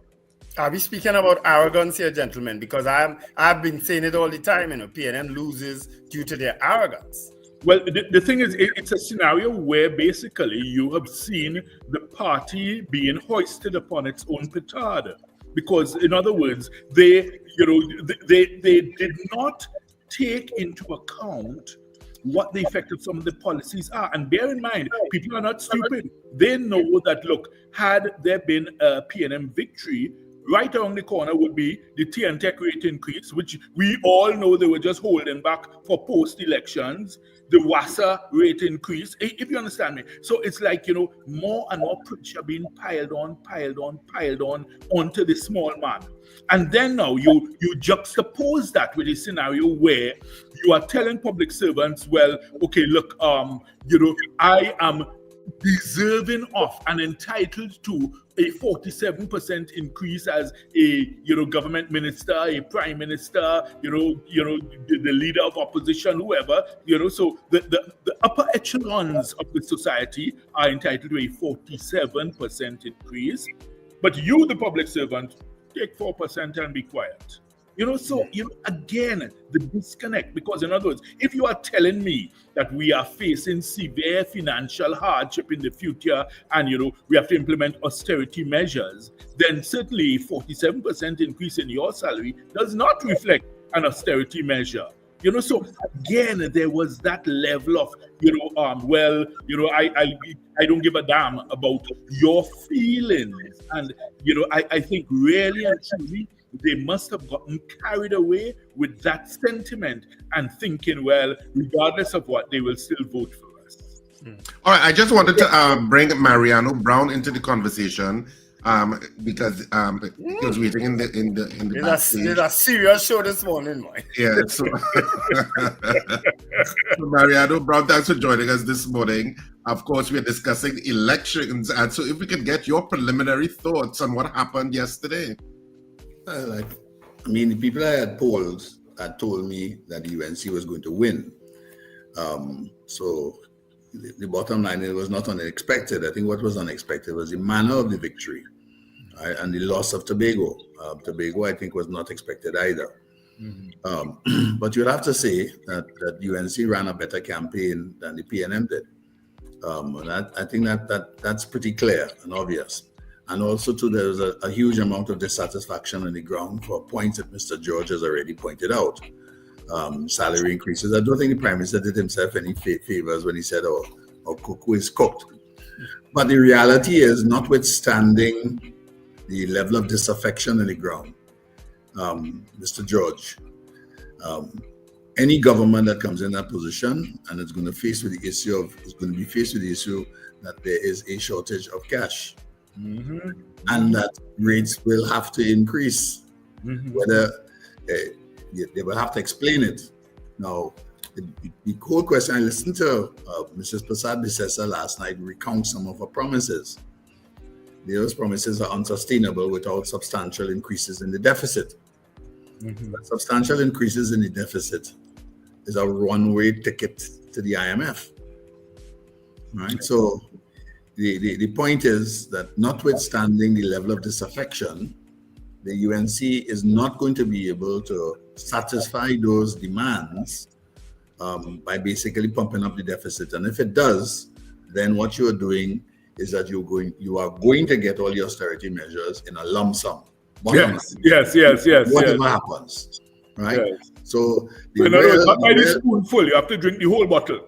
Yeah, the real issue, therefore, is going to be how to walk back from some of those promises, and at the same token, how to institute some of those austerity measures. That's the difficulty. And anybody coming into office is going to face that. PNM, UNC, TPP, whoever, same thing. So you're saying, gentlemen, if I have to interpret what you just said, that there'll be no 10% for public servants. There'll be no restarting of the Petrotrin refinery. There'll be no issue of stopping property tax. Those things are going to be thrown out the window. Well, the thing is, the way I see it, they have to know. I think Rishi was alluding to it earlier. They have to now face reality. Now that the hurly-burly is over and, they're off the hustings, they have to face the reality of the economic situation, where we are at, and how we can lift ourselves out of this. When you talk about restarting Petrotrin, we have to remember the plant has been mothballed for years. So you're talking really and truly, basically a 3-year minimum, then to get and vet a proper operator. So, these things, they sound nice on the political platform, but the reality is that I think they have to now find a way to tell the public, well, hey, listen, even though, yes, we may have made all these promises, realistically, all of them cannot happen in this manner or to this extent. And I think that's where the conversation is going to have to happen, and they have to be upfront and frank with the public. Yeah, well, the whole issue of continuity, because you have one administration leaving, you have one now coming in. We have a 2030 roadmap. Vision. Well, I'm calling it a roadmap because God knows what the UNC is going to call it. Because the last time it was pillars, from vision it became pillars. It went back to vision, so maybe it might be back to pillars. How problematic is this continuity issue within the Trinidad and Tobago space? Maybe you could weigh in with Rishi, because I have with Rishi on that. The continuity issue, because you have the Petrotrin issue with the Nigerian firm that I think the People's National Movement has selected in terms of the process, but not the PNM themselves, the team that would have selected a Nigerian firm to continue with take over the refinery. Of course, the UNC had said that they're not going to fulfill that agreement.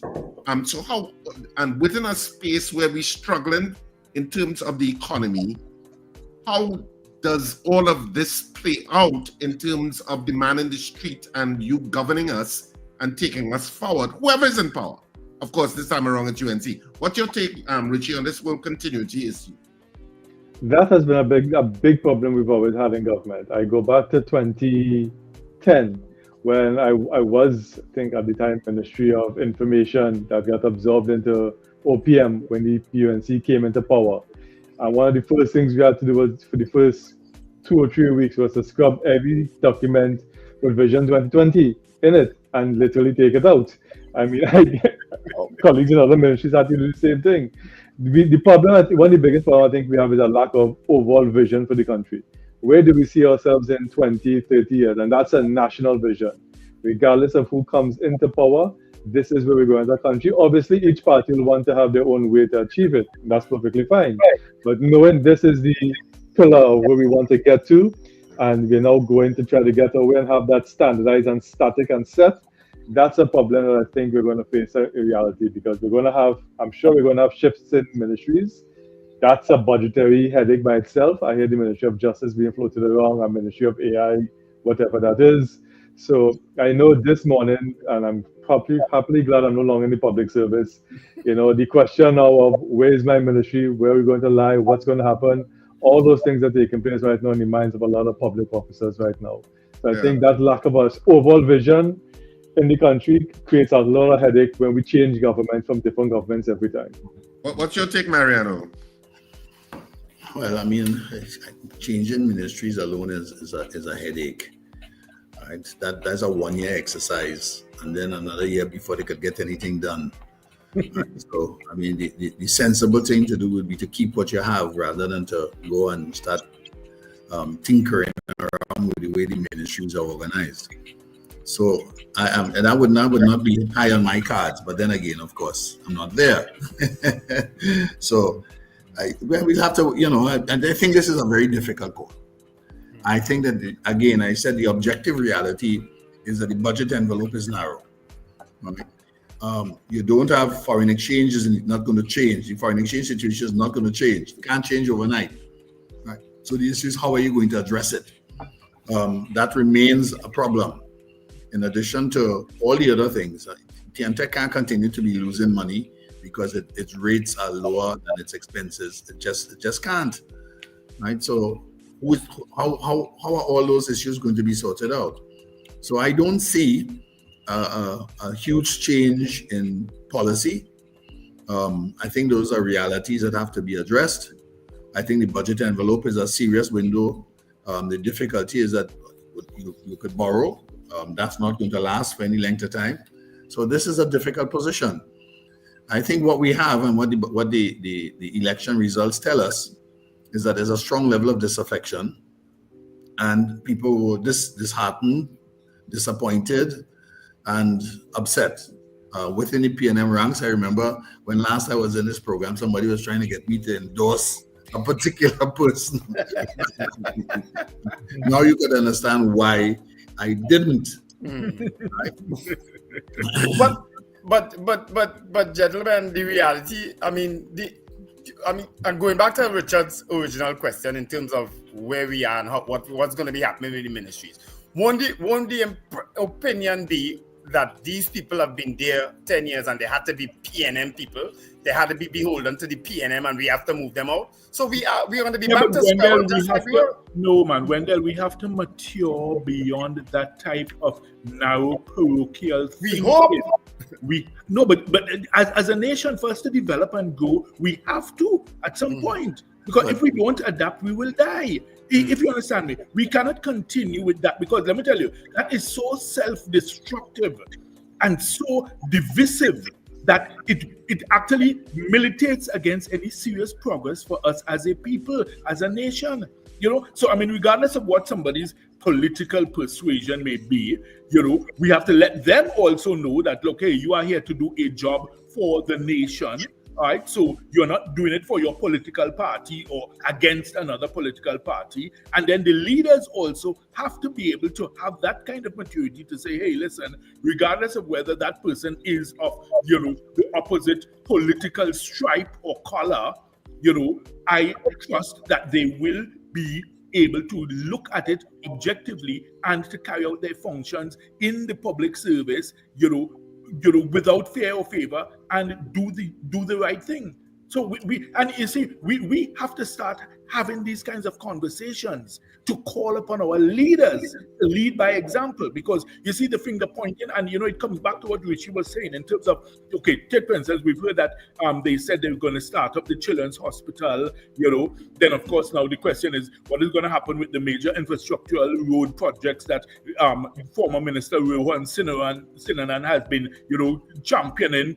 Is it that they're going to stop those? I mean, we have seen too many examples of monies wasted with new governments coming in, just abruptly terminating contracts. Then the country is sued. We end up in all kinds of international arbitration. You're losing billions of dollars, just through somebody deciding, well, look, this was from the previous government, I don't want, we're stopping it. We have to really start calling upon our leaders to do better and to look at the bigger picture of what is in the best interest of Trinidad and Tobago. If it's a project started by the previous government, if it's good for Trinidad and Tobago, then let's continue it. You might refine it, you might tweak it, you might whatever, but at the end of the day, you look at the big picture issues, because if we allow them to continue along this kind of rose-colored lens, looking at things, only through the perspective of my party, my political party, then Trinidad and Tobago is going nowhere. But gentlemen, I mean, I'm hearing you, and I agree with you that is where we should be. We've been advocating that for the longest while on this particular show anyway. But I'm saying, we're not just talking about the leader here. We're talking about with a government that will have Ansel Roger, Philip Alexander, Anil Roberts, and the like. So it's not just about the leader here, it's about the players who are surrounding the leader and how they would see, how they have seen they exposed it on the platform and they didn't hold back, But wouldn't it ultimately be about the leader and whatever the strategy team is in terms of how all of that plays out? Who's your AG? Who's your Minister of National Security, which will be important because crime is an issue. Who's your Minister of Finance? Are you setting up an economic advisory board? Those work. Well, if I could answer, perhaps just to say one thing, the most critical issue in any organization is leadership. Most critical issue. That will determine who gets elected and what policies gets prioritized. And notwithstanding everything that is said, I don't think, from a partnership perspective, and I know that we're going to talk, and I know Mr. Prasad Basesa may have an affinity to partnerships and coalitions. What matters is who is selected and how they're led as a team. That's a critical issue moving forward. Those two things, and requires vision, and requires what are the firm principles by which we will stand, the guideposts which are going to carry us. And that will tell us if they operate on the basis of the line of least resistance or flexibility in terms of responding to stuff, well, then you will go nowhere. Yeah. And that, to my mind, is a critical issue. So I think what is going to be important is how that cabinet is going to be selected. And in terms of the positions, that will tell us a little bit too, because you also are dealing with a number of people who are green. Yep. That's a reality. Yep. It's a green. They're What's green. your take on all of that, Rishi? I hope she learns from the last time she was Prime Minister for 5 years, because you saw what happened the last time she was Prime Minister for 5 years. What happened? It's reality. It's a fact. It's there. So I think hopefully, as Mariano pointed out, leadership is important, and she would have probably matured during that time to now understand what are some of the pitfalls that you can behold in terms of your selection, and then learn from past mistakes and then use that to inform how you go forward. I think if once we see that, then maybe things may have a chance, but that's important to learn from what happened, because she's been there before. She's been Prime Minister. We knew what happened with some of the picks that she chose and what happened internally within the party. So hopefully when she learns from that, like Mariano said, I think leadership will play an important part in setting your foundation as to where you go forward. Donald Trump was president before too, huh? Yes, and that's a good example because what he is doing in his second term is to accelerate everything he attempted to do in the first term. That's right. Exactly. Right? Exactly. There's no change. In fact, what That's there is a deepening of the thought process. Yes. And we're beginning to see we're seeing the emptiness of it. Yes. Right? It's not. I mean, we're talking. If you look at prices and prices as a bellwether, what is taking place, and what if you're listening to news, what we're hearing is that there's a fall off in trade. There's a fall off in containers, number of containers coming into position. You look at the energy prices. The energy prices are depressed. With energy prices go up when there's demand. Locally in the US. Right? Demand goes up when there is optimism and buoyancy in the economy. If we're seeing the reverse of those things, then by definition, we're talking about a slowdown in world growth and a slowdown in trade. A slowdown in trade and a slowdown in world growth does not do well for Trinidad and Tobago and simply exacerbates our financial situation. It makes it worse, right? So the one clear thing about that is that Mr. Trump is enabled but also misguided. Either the rest of the whole academic community doesn't know what they're talking about and he understands it better than anybody else. But the evidence is clear. The so-called good negotiator is a poor negotiator. He can't negotiate, right? And if there's anything at all, you've taken on China. China who's winning this one. China has said this is a battle. We will lose some blood, but we're prepared to fight it, right? And we'll see where that will go. We're on the cusp of a change in the world order.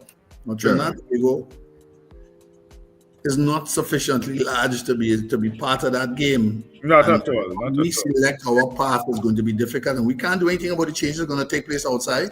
Yeah. Right. So that all of those issues are going to reverberate from a financial sense quickly. Right. This media budget review is important because what it's going to demonstrate is how much money is not there. Right. One saving grace for Mrs. Prasad Bissessa, one saving grace, that the evidence could always present evidence, but look, this is the reality, and I may not be able to live up to some of those promises. Yeah, I think Rishi was alluding to that earlier because he said there's a difference between politics and the reality when you get into office, and that's the exit ticket. Yes, right? And that is, and the one thing that we have to say is that we have to treat people and the country as part of this plan of progress moving forward. And if we don't involve them in it, right, we're going to find that the expectations are completely out of alignment. A country could only move as far as its population is prepared to move, not as far as the leaders are prepared to move. If you can't move the population, you can't go anywhere. Yeah. Well, I mean, we are close to closing off at this point in terms of our interview this morning. An interesting discussion, gentlemen, and thanks for joining us this morning. I'll give you the closing words. We could start with Rishi. What your closing remarks are for this morning and your overall sense of the election results? Well, I think the election results were clear. We know what happened. We won't go through that again. I think going forward now, like Mariano said, it's to set a clear agenda. And, I'm reading this book by a guy called Ray Dalio. I have it on my desk up here. Life and Work Principles. And one of the things he talks about is you have to be a hyper-realist. Understand this is the reality of what exists, like Mario outlined, internationally, globally, locally. And I think the incoming government needs to face that reality quickly, understand what's going on, and then craft and get back to the electorate and let people understand this is what we're facing. These are some of the things we have to do. It may be a bitter pill to swallow, but we're going to have to do some things in the short term, maybe short-term pain to get long-term prosperity. I think they have to clearly message that properly. Martin? Yeah, well, the thing is, I am hoping that the government will show a level of maturity in being able to level with the population and say, hey, listen, all right, yes, we made promises, but the reality is that, look, we have to be practical about how we deliver on them and what we can and cannot deliver. That maturity needs to come quickly in the sense of, you don't keep carrying people along on this, the sweeteners that you had put out there on the platform, and have people living up to the expectation, thinking, well, hey, again, my 10% raise next week, or that kind of thing, or petrol going and open by Christmas. Let's be real, people. Let's be real. And this is where maturity, honesty, and sincerity has to come into play.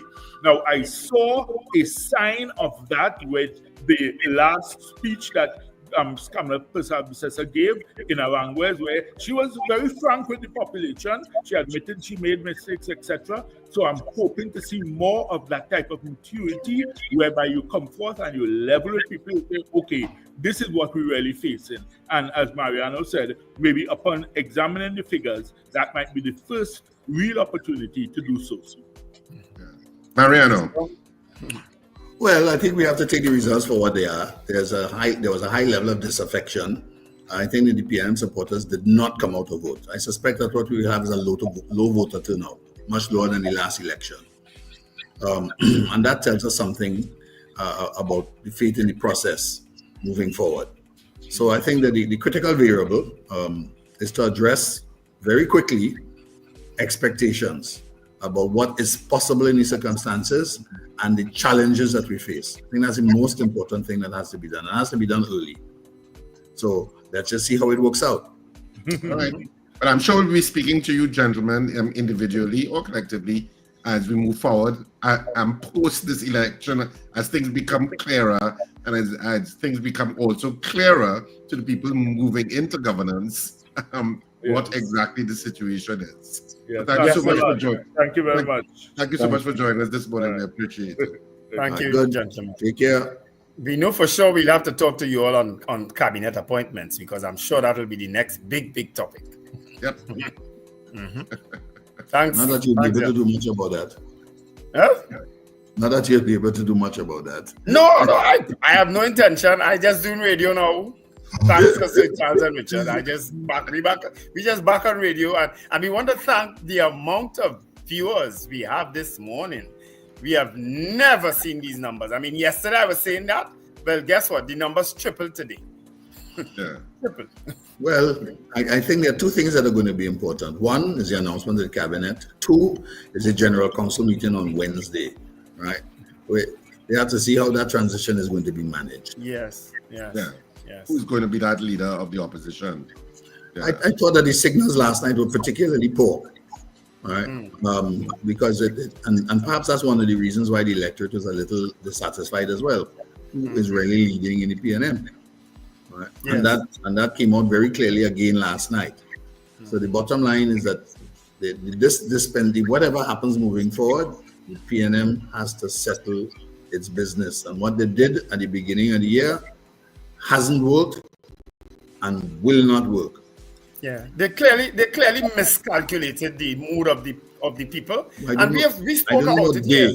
I don't know about they. I ain't going so big at all. One man is responsible for that.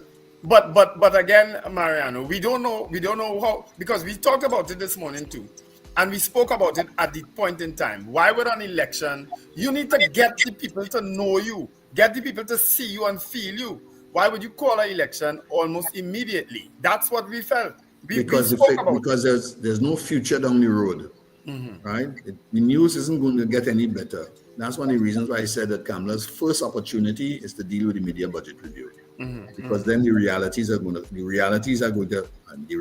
come home. Who's ever the Minister of Finance has to put it on the table, right? You can't fudge that issue, right? You can't fudge it. Right, and if you're going to make promises outside of your budget envelope that you can't fulfill, well, that road, we know where that road will end. Right? It has happened to every government that has done it. Even Trump is going to run into that problem. Even Trump is going to run into that problem. The reality of economics and finance is going to hit home. Yeah. This is a question we didn't ask anybody, but I just thought about it. Do you expect any resignations from the opposition bench now as it stands? Resignation from you mean the PNM bench? Yes. No, I think that what you call it, they'll sort their business out. They'll have to sort their business out. But the critical issue is, first of all, has to decide who's leading, right? and quite frankly, it cannot be Rowley. Right? He's Well, tried that already. sure. He's tried to basically manipulate things. It did not work, and he's had a huge kickback. Yeah. So the bottom line is, by attempting to protect Stewart, attempting to put Stewart in position, has only led to disaffection in the party. What should have happened is what people had counseled, right? Have an open election. That is what was required.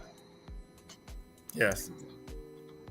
All right. Well, they'll have the opportunity to fix that now because they'll have to go to an internal election. I mean, in terms of the leader of the opposition, I don't know if Penelope Beckles-Robinson might be the choice because she won her seat.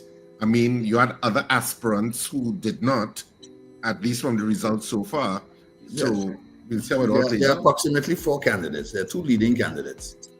The 2 leading candidates are Mr. Young himself. And Mr. Young, if Mr. Young is up to the task, this is the opportunity for him to demonstrate it. Yeah. And he has to step out from behind Mr. Dr. Rowley's skirts. Mm-hmm. Right? He has to do it on his own. Mm-hmm. Right? And the party has to coalesce around and cohere around a position. Right? Can't do it the way we're doing it now. Not going to happen. Yeah. But maybe it will be Stuart Young. We'll have to wait and see. At this point. No, that's the point. That's the point. That's precisely the point. Because I found it strange last night, Mariano Browne, in terms of Dr. Rowley making the concession speech. That is not strange. That is precisely the difficulty. Because at the end of the day, Dr. Rowley didn't resign, right? He moved his office, right? He became the power behind the throne, right? So literally, he's a manipulator. He goes on the platform. Stuart Young is the prime minister, talking last on the platform. Dr. Rowley, what was he doing on the platform at all? Well, wasn't it in his role as political leader? I'm asking. And that's the difficulty. Mm-hmm. Everybody will see that as you are the real leader, right? Mm-hmm. And Stuart Young will be doing a 9-day work. That's what you call it. He's what do you call it again? He's an intern. Mm-hmm. Right? He's an intern. That is not possible in those circumstances. It was a confusing picture. It was a confusing picture to me last night because I was right. But it wasn't only, but the point is last night brought it home. The reality came home. What would have happened if he had won? Yeah. What would have been happening if he won? That what you call it? That Dr. Rowley would be standing up to talk? No. Right? This has to be put to bed, and it has to be put to bed on Wednesday. Right? Yes. Without a doubt. Well, I'm happy I'm no longer in General Council or Central X or anything of the sort. I could do without that stress. Well, you know, I haven't been there for a long time. So 11 years. You could coach him. In fact, at one time on the election campaign, I had to wonder if I was a candidate. People was cussing me on the platform. I don't know what I do.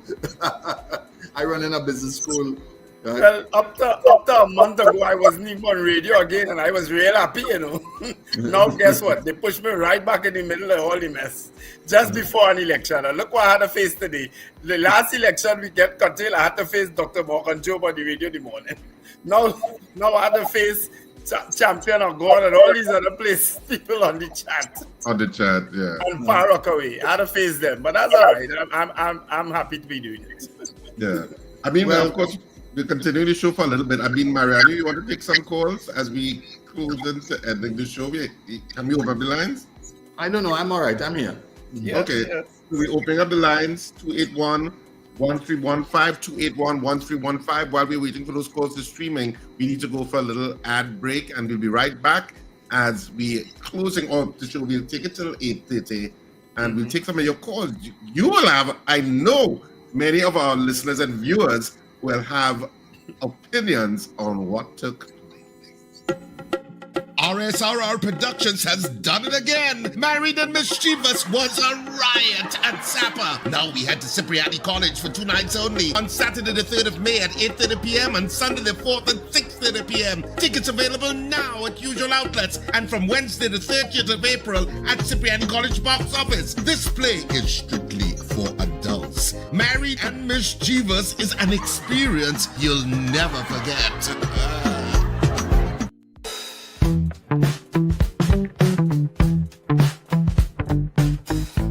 S&H Rum Box, 137 Western Main Road, St. James, for all your retail and wholesale needs for alcohol and non-alcoholic beverages.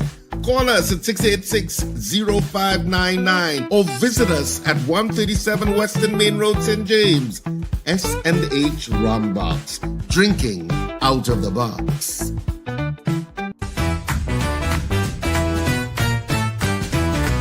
Advertise with us on New Era TT Radio, the fastest growing streaming platform for talk in Trinidad and Tobago. Audio and video ads welcome. Elevate your brand with us.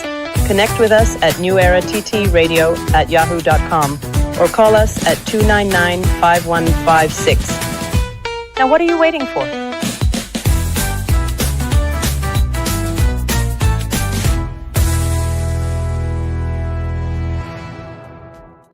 All right, so we're back and we're taking your calls. I have to go. We're taking your calls. Sir Charles, any calls on the line yet? No, not as yet, but let me just let people know also that coming up inside of the afternoon drive time with Tony Fraser this afternoon from 4 p.m., just as the panel were there before the election, they returned to reflect on the victory of the UNC. So the panel will be Dr. Vishnu Raghunath, Derek Ramsamouj, Denise Deming, and Clyde Weatherhead. They will all be talking with Tony Fraser inside of the afternoon drive time this 4 to 6 p.m. today. Look out for that. Yeah. Of course, reminding you to like and subscribe our YouTube channel as we go towards our goal of 100,000 subscribers. The days yet, but we'll get there. Yeah, man. All right, so taking your calls, 281-1315. You can see it on the ticket tape below on the screen, 281-1315. You can WhatsApp call us or you can direct call us, 281-1315. Yeah, well, just to acknowledge that we had a whole lot of comments in the chat. It's almost impossible to go through all, but I know a lot of people were chatting with one another and were certainly giving their opinions on what's been happening and what is to happen. You know, all right, we have a caller there. Caller, good morning to you. Yeah, hi, morning, fellas. My question is, there's this reality to happen, and you the idea of the axe the tax. You see those things really playing off because I mean the property tax situation brings in a certain amount of revenue immediately. Is that something really going on from an economic, or is this a very viable thing to do to happen? I just this reality thing. Yeah, thanks very much. The proposal to axe the tax, the property tax. Do you think that'll come off? I think basically that's what he's asking.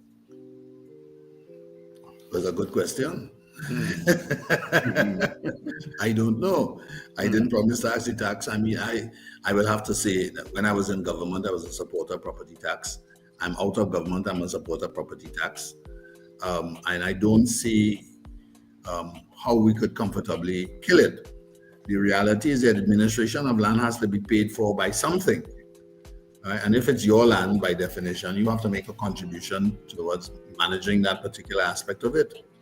Right? The point is that government has to do better in terms of how it spends its money. Now that's a valid question where that is concerned. But I don't know. I mean, I wait to see how they were going to axe the tax, quite frankly. All right, we have another caller there. Caller, good morning to you. Thanks for holding. A pleasant good morning to you, gentlemen. Morning. Richard and Mr. Mariano.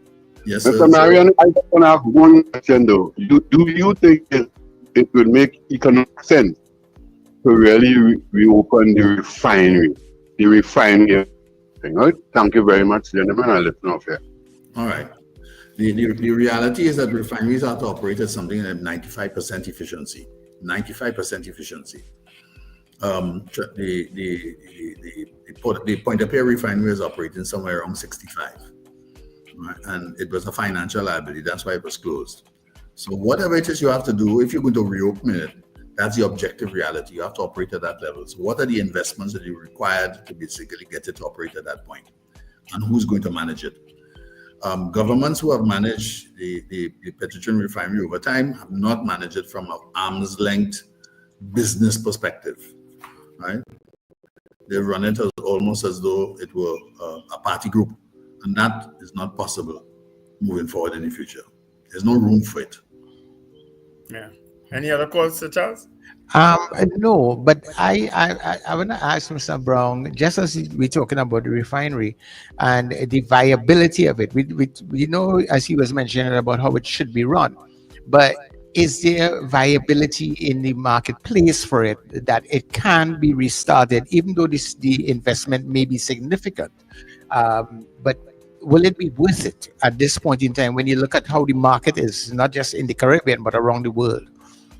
And the answer to that is I don't know. Right? You'll have to look at it, you'll have to evaluate it, and you'll have to evaluate how much money is going to be spent for it to get there. One would presume that in the negotiations, some of those issues were on the table. I have to say, however, that Trinidad has not always distinguished itself in its negotiations with foreign business partners. And this is a critical feature here. So the question is, how much work has been done in the background in terms of the ability to restart the refinery? How much will it cost to do so? Anybody coming in, and that's one of the things that they said with regard to the Nigerian purchasers, right? That they did not have the financial wherewithal to basically undertake the level of investment required to keep to move the refinery forward. So this is not an easy assignment. Okay, Kola, good morning. Yeah, come back in. The other economists, I think, is Trotz and thing were also highlighting other avenues where they could raise funds, where they were saying something about state assets going into a relationship with where they could rental and they could get something. So what that brought up to me is, what are the alternative economic measures that the UNC this new government could apply to raise funds? And then because I think that to me was an interesting, is it that selling off of state assets to get funds, to bring in the funds to apply to all the goodies that you promised? But what are the alternative measures they have at their hands to raise funds? What are the possible income streams at this point? Yeah. Well, first of all, let's be very clear about this. I think we always figure that government, some or the other, is in business. Government's in the business of taxation, right? They tax people who are in business. And the reality is that they depend on the business sector to basically generate income, right? Tell me how many businesses that government has started that generate revenue, that are positive in cash flow. Right, you will point to NGC, and we could also point to what happened to Train 1. Right, the government is a 10% shareholder in Atlantic LNG. It depends largely on the basis of the multinational corporations. When we look at all the fields outside, we are not the Trinidad and Tobago government, nor NGC, nor Heritage is investigating those fields. Right, their multinational corporations are doing it. So the reality is that you have the policies in position that allow the business sector to grow. So you could tax it, right? And then there's an efficient level of taxation. What is it, right? We brought the level of taxation down to 25% as we were growing the energy sector and other places. Now that those have declined, what is likely to take place is that the taxation system is going to go up. Because the bottom line is that you have if the economy is not growing, then you have a finite line in terms of what your revenue is. So the key issue, not so much what you're going to do with state assets. The key issue is how you're going to get all the other assets to produce. Interesting. Call on online. Good morning. Present. Good morning to the team. Good morning. Of Net TV, Net Radio.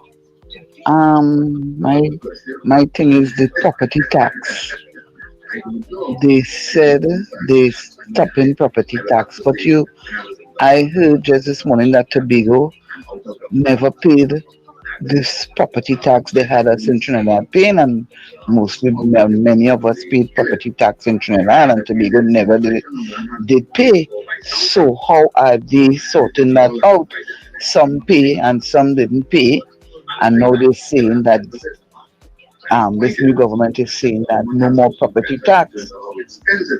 Well, is it that you're asking if you're going to get a refund? I don't see that happening. No, I don't think that refund is going to happen. I think they may just, if the UNC holds to that position in governance that they're going to eliminate the property tax, then I guess you wouldn't have to pay it in the immediate future anymore. But we'll have to wait and see how that plays out. Wait. I don't think they're going to. I don't think you will get a refund of whatever you pay. No, you're not.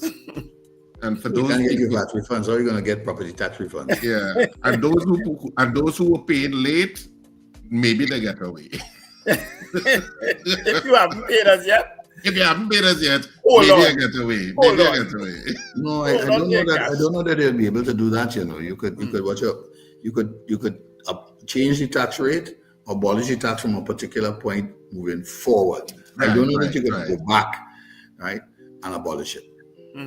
Right. So we have to see how they handle it. You have to see how they handle it. well, It has yeah, to be legislative. that's one of the policy conundrums of making those type of promises on the platform. Right. Now, putting it into practice is going to be a little more difficult in reality. Mariano, let me ask you this as I have the opportunity. Hold it thought 1 minute. Let's take this call. Hello, good morning, caller. Hello, good morning. Well, nice to see you, Mr. Richard and Mr. Wendell, and everybody back on the stream. I know tuning in. I'm glad to see the program. My question to you, especially Mr. Mariano Browne, is concerning the 5% that some unions settle for. With the 10%, where is the difference and how will that look? You know, and you guys take care and just keep doing what you're doing, man. Right? Have a good Thanks for calling and thanks for joining us. Thanks a lot. He's asking for the unions who already took 5%. How will be the promise of the 10% affect them? It's not going to affect them at all. Richard is the attorney. I don't know how that's going to work. I don't think they'll probably be affected at all. They'll probably say, well, we don't have to deal with you all. You all already accepted what you accepted. Exactly. So it's those that didn't accept that might get the 10% if they hold through. But of course, that won't cause trouble. But I mean, it all depends on what they say by what they meet. Because as Mariano said, the midterm, the budget for midterm is up right there next to you. So you're going to have to say something because the rest of the public service functions no matter who is in power. True. So all of those ministries are saying we need this additional funding for the rest of the year. And they would have sent that in probably since January or maybe even December. So you know what your midterm review is there now.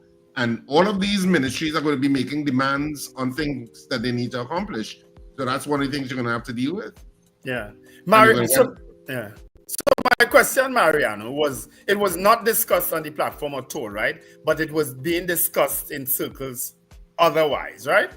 The issue of the cotton notes that were abolished and we went into the polymer notes, the $100 notes in particular. Can a government that now has the kind of majority that the UNC has reverse that decision? Well, a government that has a majority could reverse any decision. Right? The difficulty unfortunately, is not up to the government to reverse decision. The people who print money, De La Rue, is in London, and London using what you call it. Everybody's using the sort of plastic notes, right? So they've shifted production for you to go back and tell them, well, I want to get cotton notes. I think that's on, right? We are dealing with a world. You see, we're not printing our own money. We import printed money, right? That's a reality, right? And it's a company out of London that does it, right? And this is a change that is taking place almost everywhere. Right, unless of course we want to move to the US and let them print our money too. They're still using cotton notes. That was an issue going back to cotton notes. Was that an issue? No, I was wondering, Richard, if I don't think that's what Wendell was asking. I think Wendell, you need to ask the question differently. All the people who had cotton notes, that millions and millions of dollars that never came forward, if there's a chance to use it. That's it. That's really what I was asking in a kind of way. Well, that they'll be allowed to use the cotton notes. Well, Well, that's going to be. I mean, if you do that, and all the people come out of the woodwork with X amount, well, that's going to be very interesting, right? From a taxation point of view, as well as other things. Mm-hmm. So, let's just see how they handle that one. Because I find a whole $100 cut note the other day. You're talking about one. I only have one. No, man, where you have one, you must have more. I only have one. How many people put money under the mattress, and what kind of money goes under the mattress? Yeah. Most people who own money under the account, there are only two kinds of money. Money that is taxed and money that is not taxed. Mm-hmm. And the money that is taxed is inside plain sight. It goes into a bank, it goes into that. The money that is not taxed is the one that goes under the table. Right? The illegal kind. Right?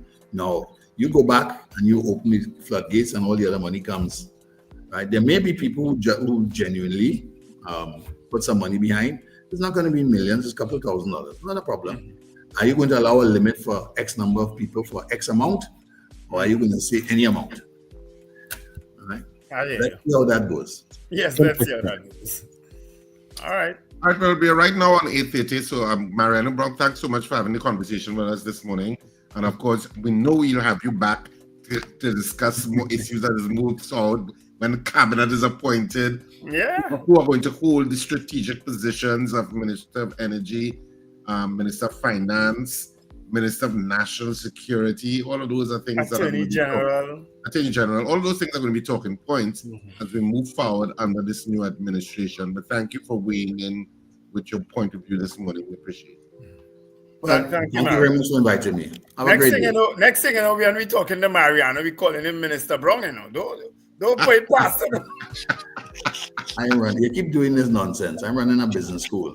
Yeah. The business school, the purpose of the business school is you are Catalog Jack, aren't you? Right? Is to speak straight. These are the business issues, right? Regardless of whoever is in power, not fluff, right? Yeah. These are the difficulties we're going to face. Yep. Right? Yeah. That is the responsibility of the school. Right. I forgot you are that school, you know, Mariano. My apologies. I forgot you are the Catalog Jack school. But thank you again for joining us. You've always been a straight shooter, a straight talker, and we appreciate that. Take care. All right, take care. Not Mariano. Yeah. Oh, let me greet some people on this chat before we go, Richard. Before you do that, Wendell, let's just remind people to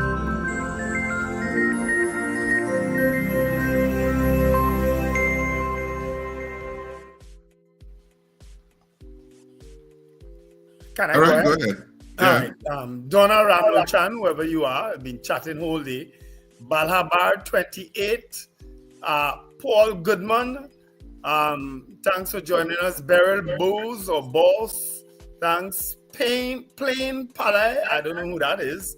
A lot of new names on the chat today.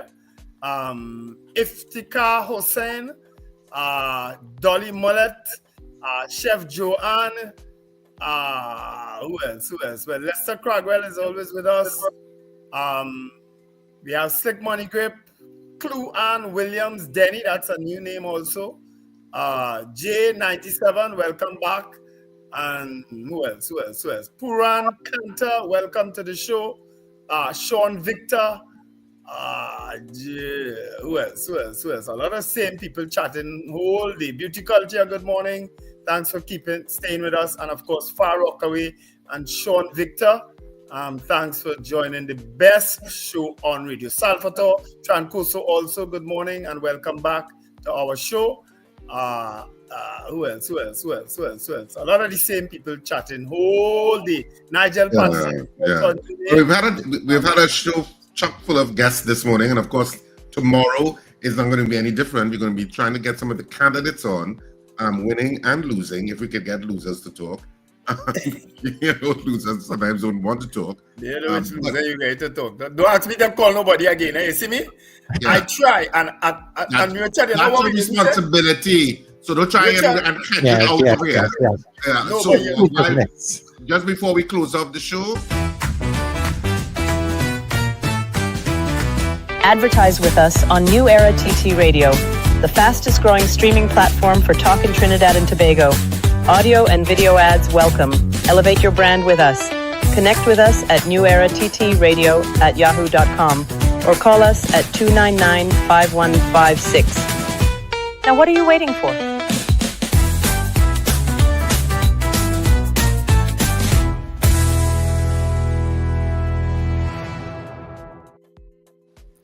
Good morning, Owen Johnson, who I also forgot to greet.